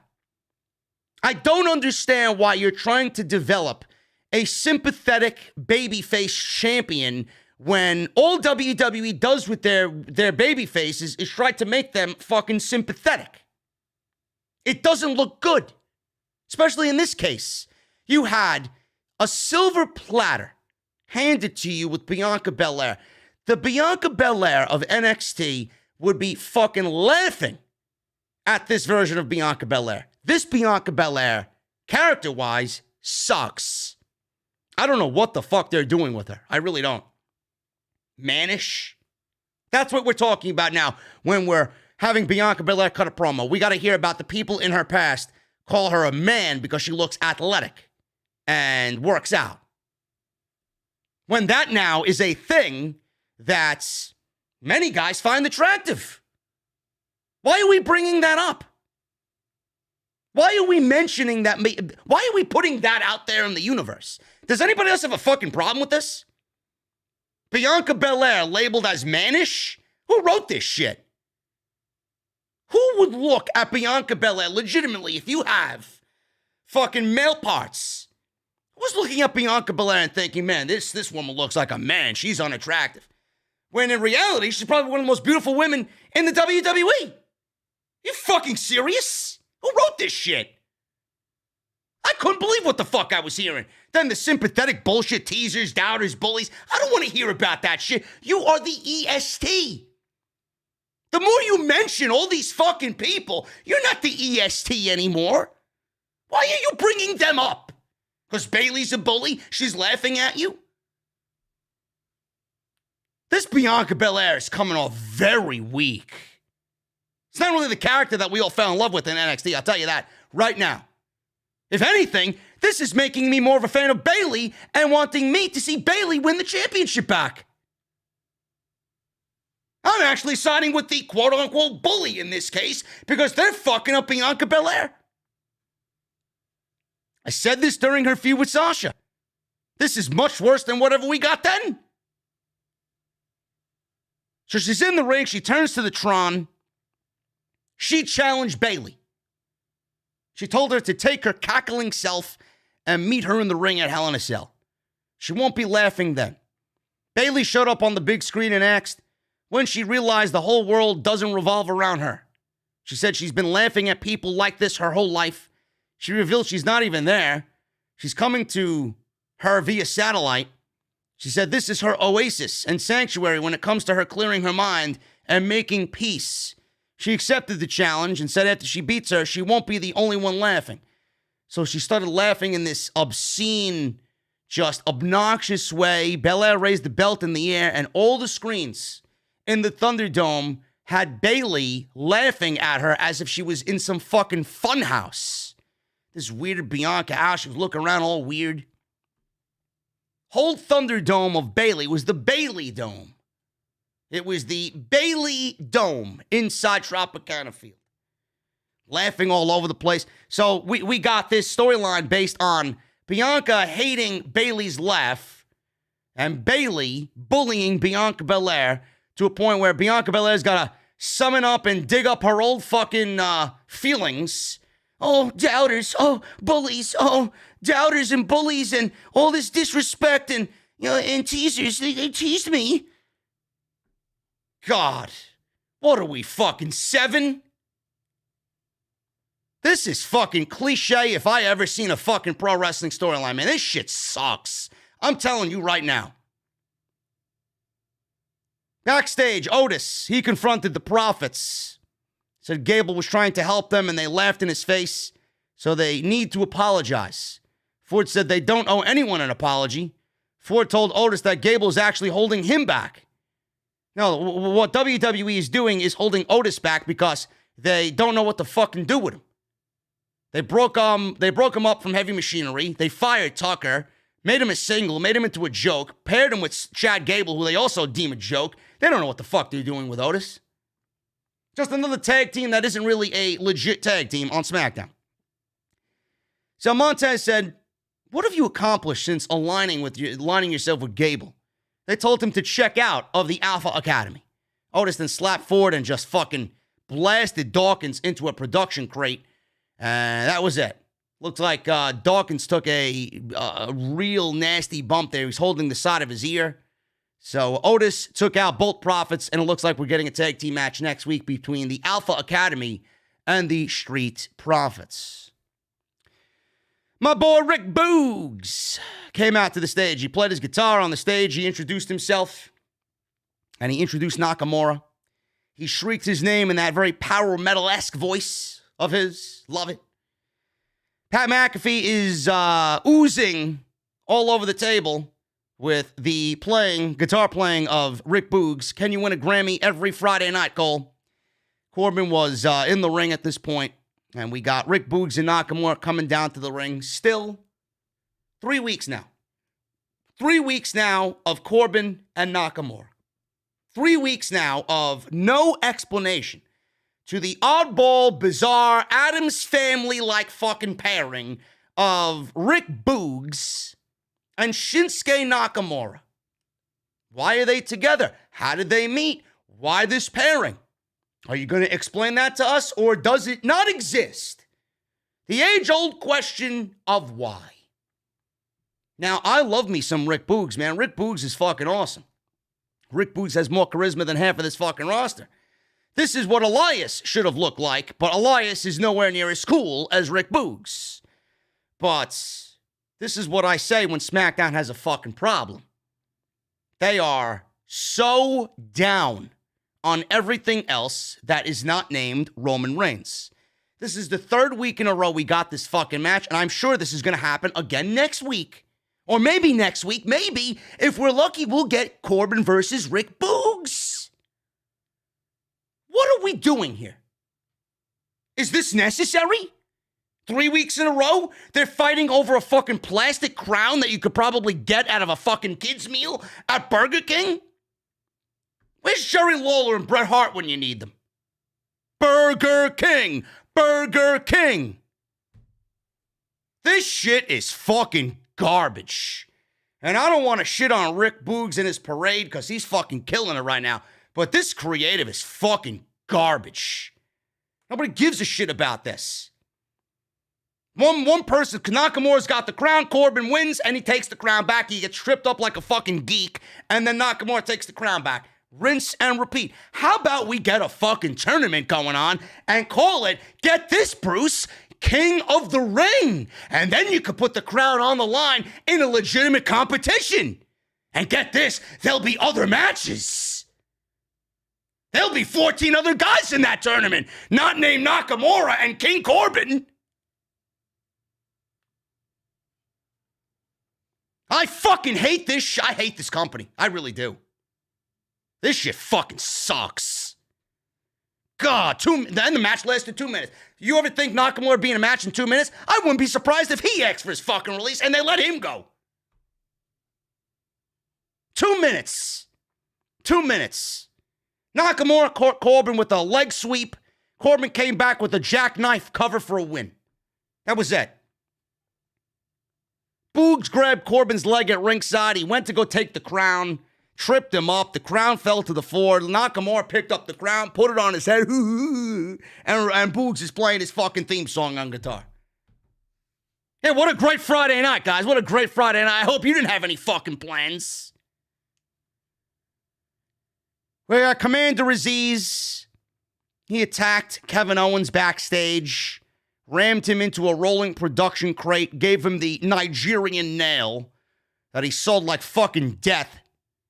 Kevin Owens selling that Nigerian nail like it's the fucking worst finisher in all of WWE, legitimately. So Apollo Crews comes out. Kevin Owens comes limping out because he was attacked pre-match. This is an IC title match. This was actually very good. These two guys work incredibly well together. So obviously Owens was on the defensive because he got attacked.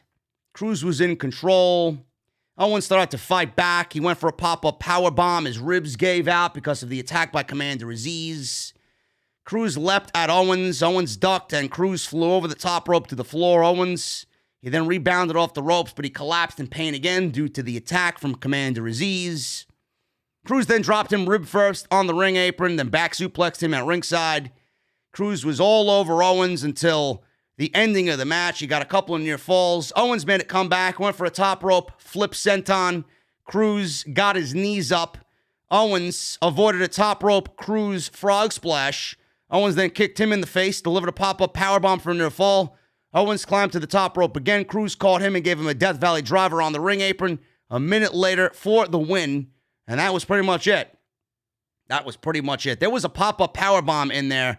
Owens delivered a pop-up powerbomb in this match right before the ending where Apollo Crews' head bounced like a fucking basketball off the ring mat. I don't know if he's okay. I swear to God, man, I would not be surprised if they come back with reports tomorrow saying that Apollo Crews has a goddamn concussion. He looked like he fucking bounced off the fucking mat head first. That shit looked bad. Hopefully he's all right.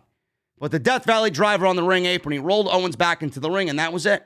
So more than likely, this will happen again at Hell in a Cell, and no mention of Big E, no mention of Aleister Black, no mention as to why Apollo Crews is still the Intercontinental Champion. Fuck it. WWE wants to pretend like 2 weeks ago never happened. Like it never appeared on our television screens. Sami Zayn, after the match was over, ran past Crews and Aziz, ran into the ring and gave Owens a haluva kick. Says it was already hurt. Well, he was already hurt. He just made it worse. He said that's what happens to him. He said karma is a bitch. It's called karma. So it looks like we're getting more KO and Sami Zayn. I don't know if we're going to get another IC title match. We should. Between Owens and Apollo Crews, being that Commander Aziz stuck his nose in business in which it did not belong. Maybe we get Owens and Sami Zayn. KO and Sami Zayn for the Intercontinental title somewhere going into SummerSlam. I don't know. I wonder what we do with Big E, though. What are we doing with Big E? Seems like Big E has absolutely no plans. Might as well just move him back to Monday Night Raw. Move him away from Roman Reigns. That's what I say. At this point, you might as well move everybody to fucking Monday Night Raw. This is the Roman Reigns show. Moving on. Main event. Rey and Dominic Mysterio versus the Usos. This did not go as long as the opening match, but this went about, I'd say, 10 minutes or so. Rey was battling the Usos. He slid out of the ring under the bottom rope onto Jay at ringside. Ray ducked a charging Jay. Jay went face first into the ring post. Back in the ring, Ray hit a 619 on Jimmy. Dominic tagged in, went to climb the top rope and finish the match off. Reigns, all of a sudden, comes out of nowhere, leaps into the ring, took Dominic off the top rope with the Superman punch, and the referee calls for the bell as the Mysterios end up winning via DQ because of Roman Reigns. So Roman Reigns screwed up the match, screwed over the Usos. He fucked the Usos out of winning the tag team championships on SmackDown because they were about to be beat again for a second time, and Roman Reigns could no longer watch it. He couldn't stand to watch them lose to a child again. So when Ray came to Dominic's aid, Reigns hit him with a spear, almost cut him in half. Reigns tossed Ray over the top rope, then threw Dominic into the ringside steps. He threw Ray into the barricade. He then went after Dominic, throwing him into the barricade. Reigns hit Dominic with the top part of the steel steps. He hit Ray with the steel steps. So Reigns was all over the place, man. He took out both father and son here. He rolled Dominic back into the ring. He choked him out with the guillotine. He let him pass out. Jimmy said, listen, Oos, that's enough. Let him go. You proved your point. Reigns didn't let go. Jimmy said, not like this, not like this. He left the ring. Jimmy left the ring. Ray was on the outside. Dominic was passed out in the ring. Jimmy went up the aisle, walking up the ramp. Jay in the ring. He wanted to follow his brother. But after Reigns let go of Dominic in the guillotine, he walked right over to Jay and started breathing heavy on him. He pretty much stood there, and Jay didn't move. He froze like a fucking statue. Jay stood in the ring, standing like this, all like servant-like and obedient to Roman Reigns. He didn't move. Roman Reigns went right back to Dominic and started doing more ground and pound elbows on Dominic, and Jay just stood there, watching it all happen. Ray passed out. His son's being beat up in the ring. Reigns went to go beat back up on Dominic. Jay stood in the ring, hung his head, stood there obedient. Reigns then powerbombed Dominic and let out a yell, and the show came to a close. This was fucking great. But how many times can we say that? I want somebody else in the main event, and I want to say that was fucking great, while WWE writes with the same amount of effort for somebody else as they do for Roman Reigns. So the Usos didn't win the tag team championships. What's next? What's next? Looks like Jay is going to stay with Roman. That's what it looks like to me. Jimmy's going to be pissed. Jimmy wants a rematch. Jimmy wants his payment. He wants what he deserves because they were fucked out of the tag team championships. Not only because of the botched referee call, but Roman Reigns, he inadvertently, or I guess not really accidentally, purposely, came into the ring because he thought they were going to lose. He didn't even give them a chance. He didn't even give them a chance. Jimmy's going to have a problem with this. Jimmy's going to realize that Jay is with Roman, even though Jimmy wants Jay to be with him. Reigns is going to turn brother against brother. That's what's going to happen here. Jay and Jimmy are going to end up inside Hell in a Cell. And it's going to happen the same way that it happened to Jay. Jimmy is going to be the one to do, or Jay is going to be the one to do to Jimmy that Roman did to Jay at Hell in a Cell. And at that point, it's going to be a situation where they can't stand to see these two brothers fight anymore. They don't want to go against each other anymore. Fine, I acknowledge you. I don't want to be in this situation with my brother anymore. You proved your point. He's going to put them in the most fucking torturous situation to get them to a point where they're both on the same page and both with him. Reigns is heartless. He loves them, but he's heartless. And he's going to do whatever he has to do to make sure that the family legacy is intact. And that includes putting two brothers inside one of the most demonic structures in WWE history, and that is Hell in a Cell. And at the end of Hell in a Cell, the brothers are going to beat each other so badly that they're going to say, you know what, enough. We acknowledge you're our tribal chief. We do what you say. Give us our match. We'll make the family proud. Then they'll win the tag team championships, and then they will rule SmackDown. Very simple storytelling. This is a reset of the Usos. We already got the reset of Roman. This is now the reset of the Usos. I love this.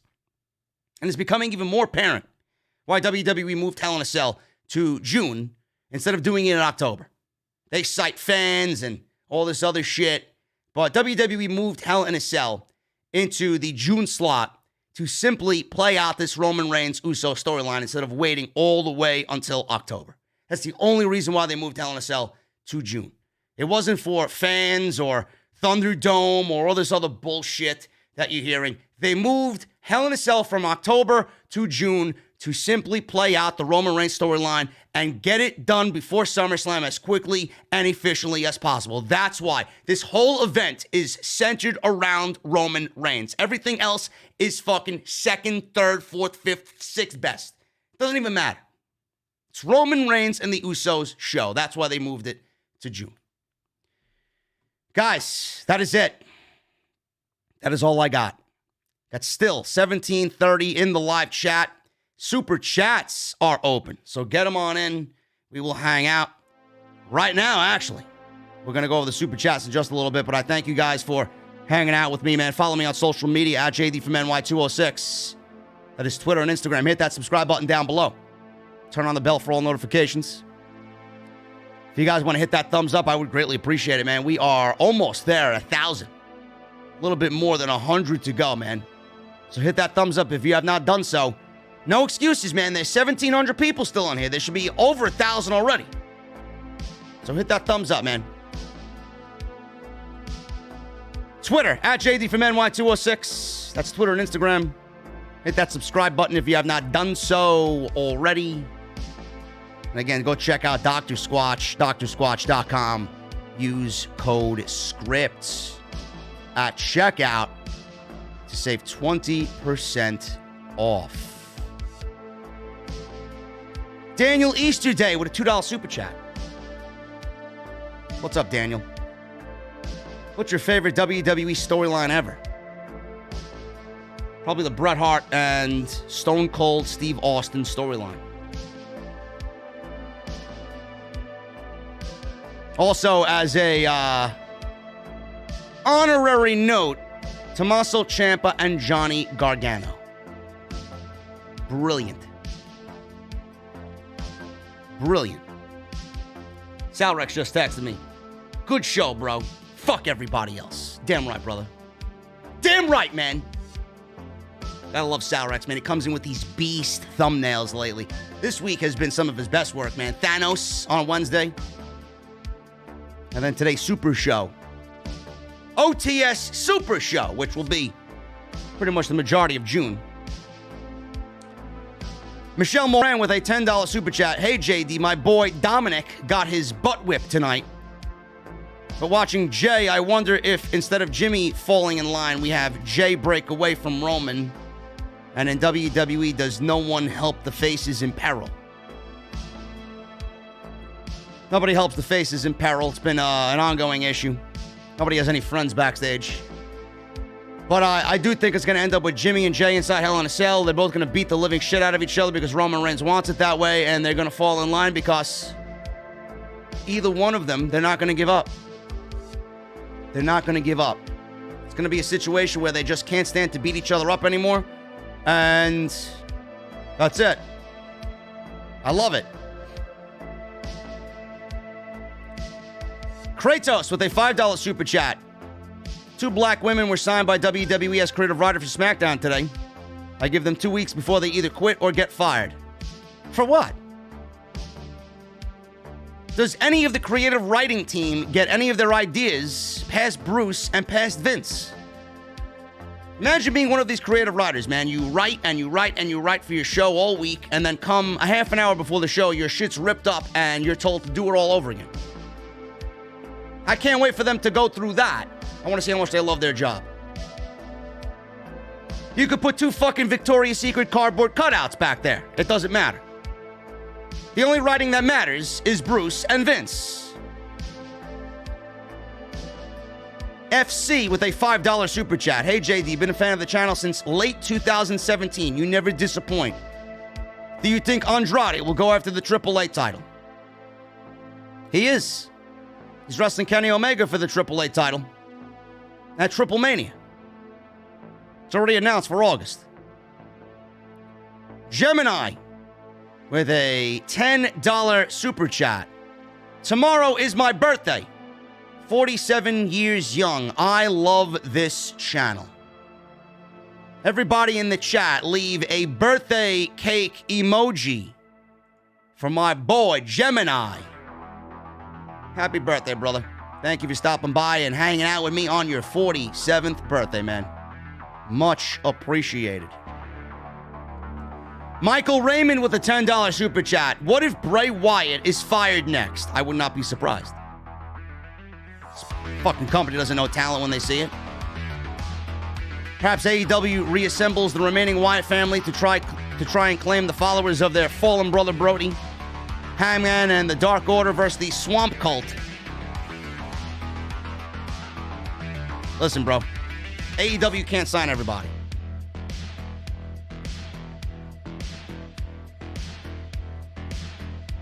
It sounds great, but they can't sign everybody, man. Jacob Donnelly with a $5 super chat. I'll enjoy these super shows for how long you plan to do them. One thing is for sure, AEW preemptions can't end fast enough, man. You listen.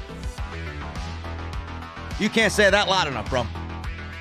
I can't stand these goddamn preemptions, man. Fuck the NBA. I mean, really. I don't mind doing this, but I gotta be up early tomorrow because I'm going to the AC Beer Fest in Jersey. But I'm missing out on revenue.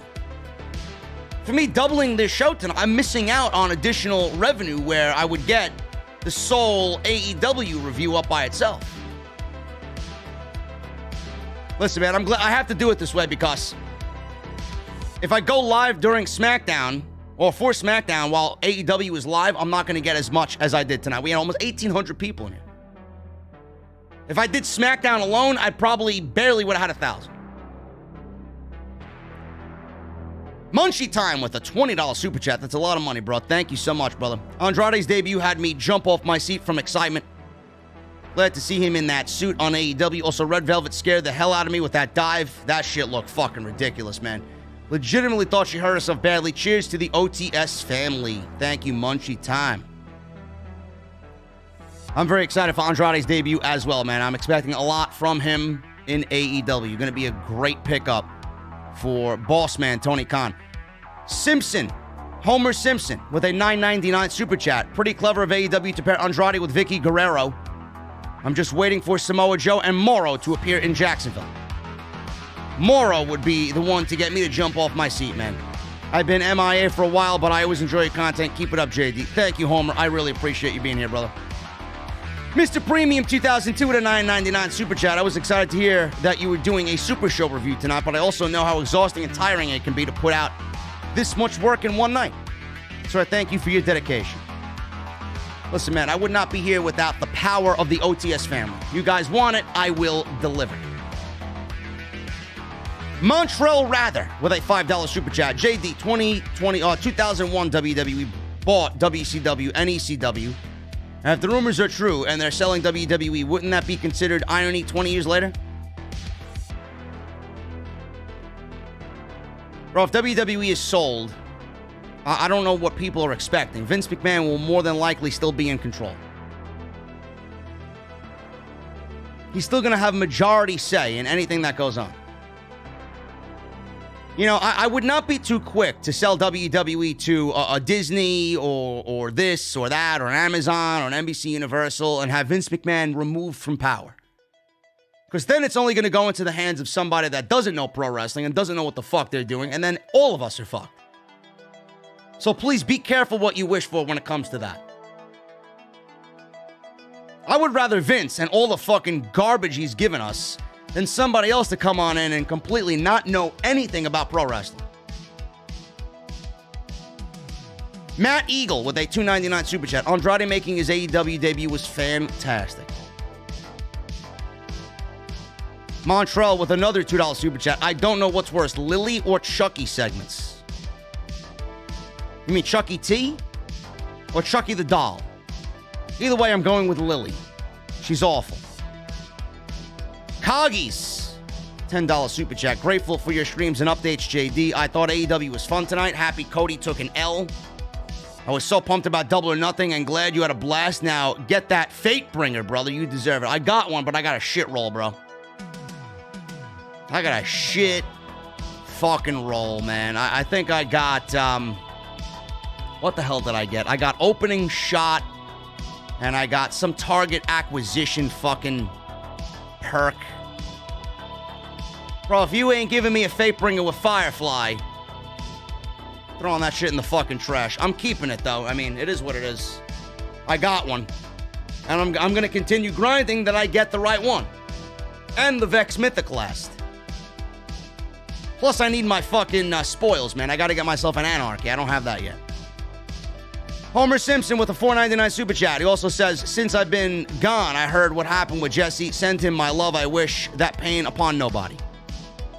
He's watching, brother. He sees all the love. He hears all the love, man. He appreciates it all. Thank you, Homer Simpson. Micah with a $1.99. If WWE buys, or if AEW, rather, buys WWE. No. AEW is not buying WWE. No what-ifs. There's no what-ifs when it comes to AEW buying WWE. It's not going to happen. Anthony Oliveras. $10 super chat. Hey, yo. Been with the channel since the start of the progression and throughout the years is amazing. Keep it up, brother. Thank you so much, man. If I ain't evolving and being better than everybody else at what I do, man, there's no reason for me to be here. None.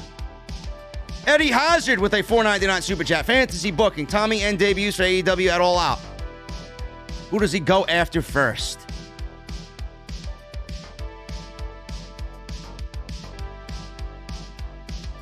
John Moxley.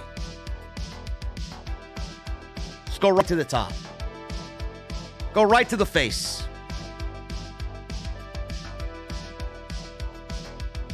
FC with the $2 super chat. Your reaction on Adam Cole if he ever got released. Good. Because I know exactly where he's going to go. DJ, $4.99. Had a feeling Andrade was coming out once I heard Vicky. And he looks like a champion already. I can't wait to see him and Kenny go at it. It's going to be beautiful, man. Andrade is a top 10 wrestler in the world right now. And he's ready to make Vince McMahon look like a fucking fool. King Mo with a $1.99 super chat. Who else in WWE do you think will be released? I don't want anybody to be released. I don't want to sit here and say anybody. But if I had a pick, I think Jeff Hardy asks for his release. I think Nakamura asks for his release. I think Keith Lee will get released.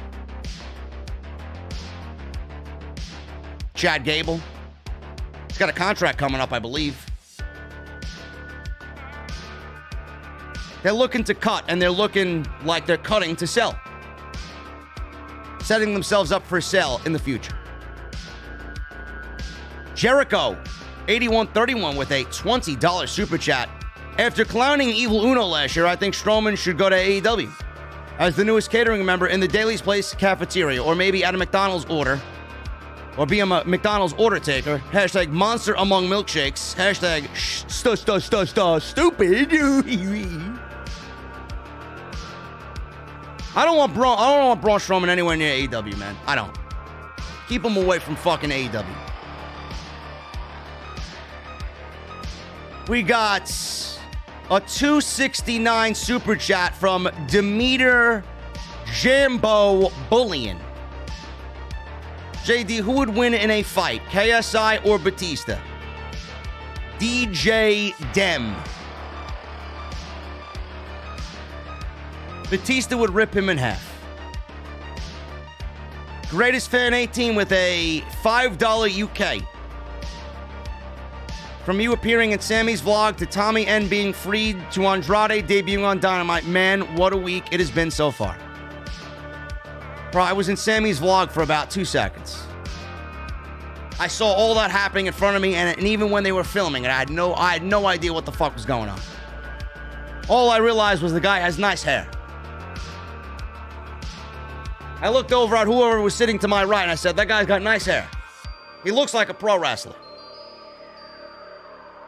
Micah with a $1.99 super chat. Street Profits versus Private Party is a dream match. It is not. Greatest fan. $5 UK. I really think AEW could pull off a brand split and do it right. Also, don't forget to bring the Lucha mask back with you. You guys want this fucking Lucha mask, man. I don't know what I'm doing with this Lucha mask. RC Dotson with a $5 super chat. Just saw Billy Corgan with TNA title in a picture. Thoughts on creation of a world title that specifically floats the four shows: NWA, AEW, TNA, and New Japan Pro Wrestling. No. You need one world champion per show.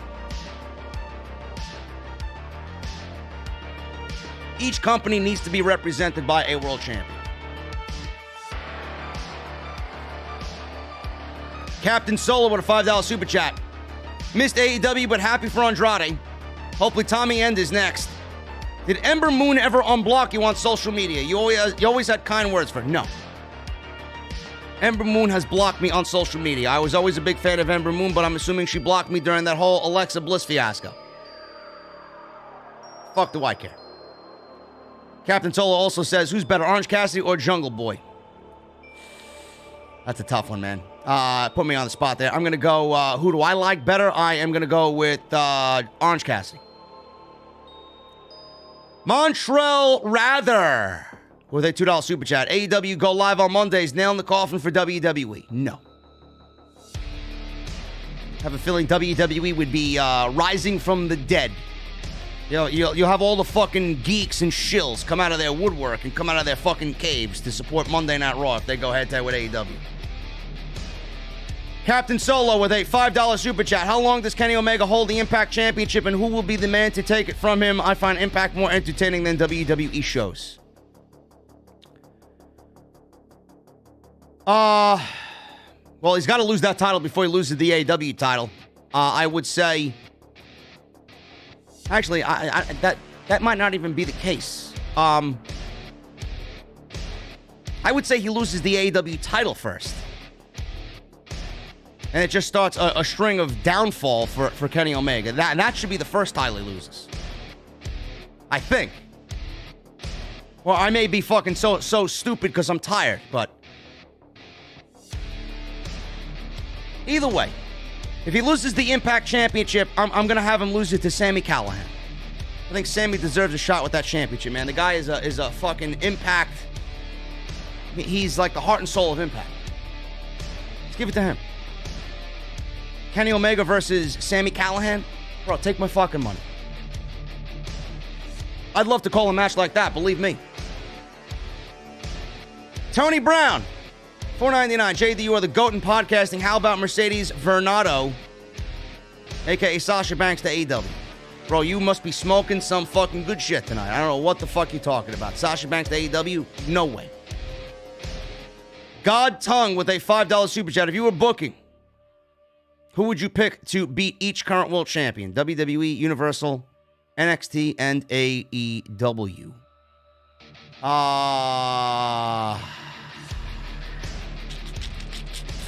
Adam Cole beating Drew McIntyre.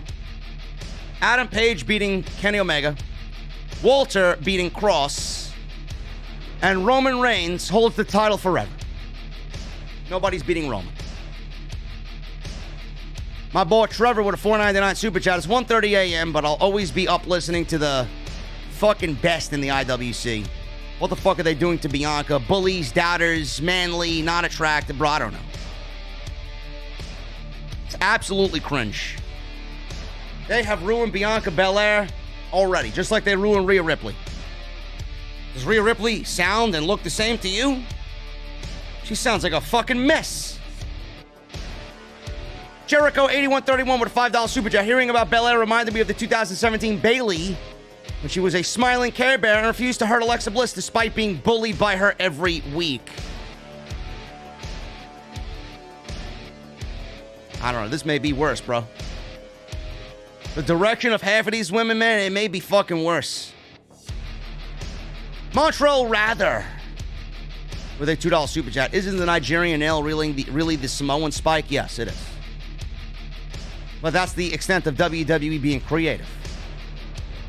Demeter Jambo Bullion with a Australian 201 super chat.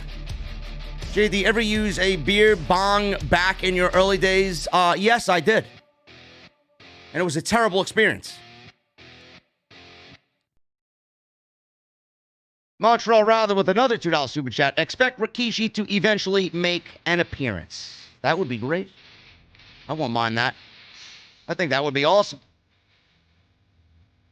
Rob Mash with a $5 super chat. Your Mario Kart 8 to this day are still the most lovable stuff you've ever made. Can't wait till Mario Kart 9. I can't wait either, man. Should be great. That'll definitely be streamed. Hopefully they announce it. But listen, before Mario Kart, you got to give me a fucking Metroid, man. I don't give a shit what the fuck you got at E3, man. You better be giving me a fucking Metroid game. Breath of the Wild 2, whatever. Give me fucking Metroid. Maybe a new Castlevania game. Similar to Lords of Shadow. One of my favorite games of all time. Yo, Demeter, go grab Vinnie Mac's balls, bro. Shut up. Hooligan with a $5 super chat. Friday night OTS Super Show is just too sweet. Thank you so much for staying up to do this, JD. Shout out to the OTS family. Love you all. Thank you, Hooligan. Thank you for holding down the mod scene in the chat with Rage tonight. Furious Nation with a $5 super chat. Getting released isn't all that bad. Look what happened to Drew when he left. He reinvented himself and eventually came back. Yeah, that's because WWE didn't want him going anywhere else. So they pushed him.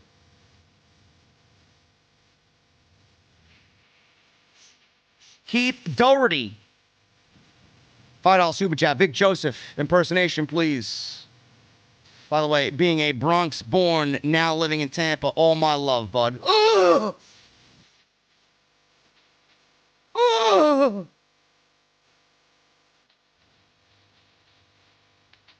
Thank you, Keith. Enjoy Tampa, brother.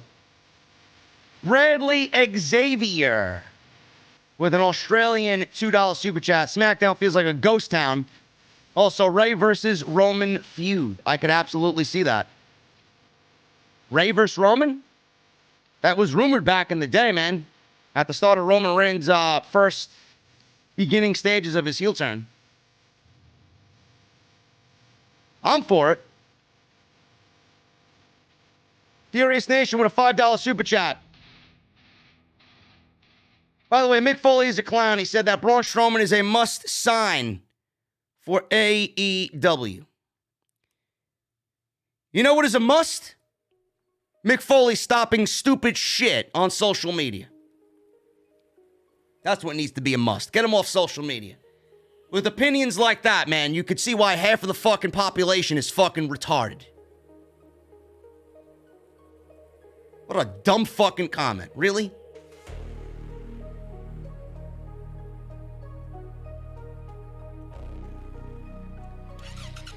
Guys, it's 2:13 a.m. on the East Coast. I'm fucking tired. I'm getting the hell out of here, man. We got more super chats in here. Anthony Oliveras. Hey, yo. With a $5 super chat. JD, do you think that Darby Allin and Sting will rise up in the tag team ranks and get a tag team title shot? It crossed my mind, man. They got so many tag teams that I don't think they need to pair Sting and Darby in the tag team division. It's actually taking away from all the other tag teams that they got there right now. Why would you want to do that? They got so many fucking tag teams. You don't need to be WWE and stitched together tag teams. Cinematic Middleton with the $2 super chat. Better yet, JD, a Castlevania Warriors game. I don't know what that is. Just give me Lords of Shadow. Give me Lords of Shadow and get Patrick Stewart to voice over one of the fucking characters like he did in the game. I love those games, man. That shit is awesome. Anyway, guys, I'm getting out of here. I got to get some sleep. I got to be up at 10 a.m., around 9:30, 10 a.m. I'll be drinking beer by noon. on a baseball field in Atlantic City, New Jersey because of the beer fest. I love it. One of my favorite times of the year, man. Guys, thank you for all the super chats. Thank you for the support. Thank you for the 1,800 in the venue tonight. I really appreciate it. We'll be doing the same thing next week. Hit that thumbs up. Thank you for the 1,000 likes. If you guys want to hit that subscribe button, if you enjoyed what you saw, if you enjoyed what you heard here tonight, hit that subscribe button. I would really appreciate it. Go check out all the other content that you might have missed on the channel. And please go check out Dr. Squatch, man. DrSquatch.com. Use code SCRIPT at checkout. Guys, I'm getting out of here. Off the Script will be uploaded tomorrow at 5 p.m. We got a lot of stuff to go over. But I got my cold beverage, and I'm getting in the Mustang, and I'm hitting the highway, guys. Gotta get home. I need 2 things from you in the chat right now. Number 1, give me those guitar emojis in the chat. And number 2, that music you're listening to, I want it on max.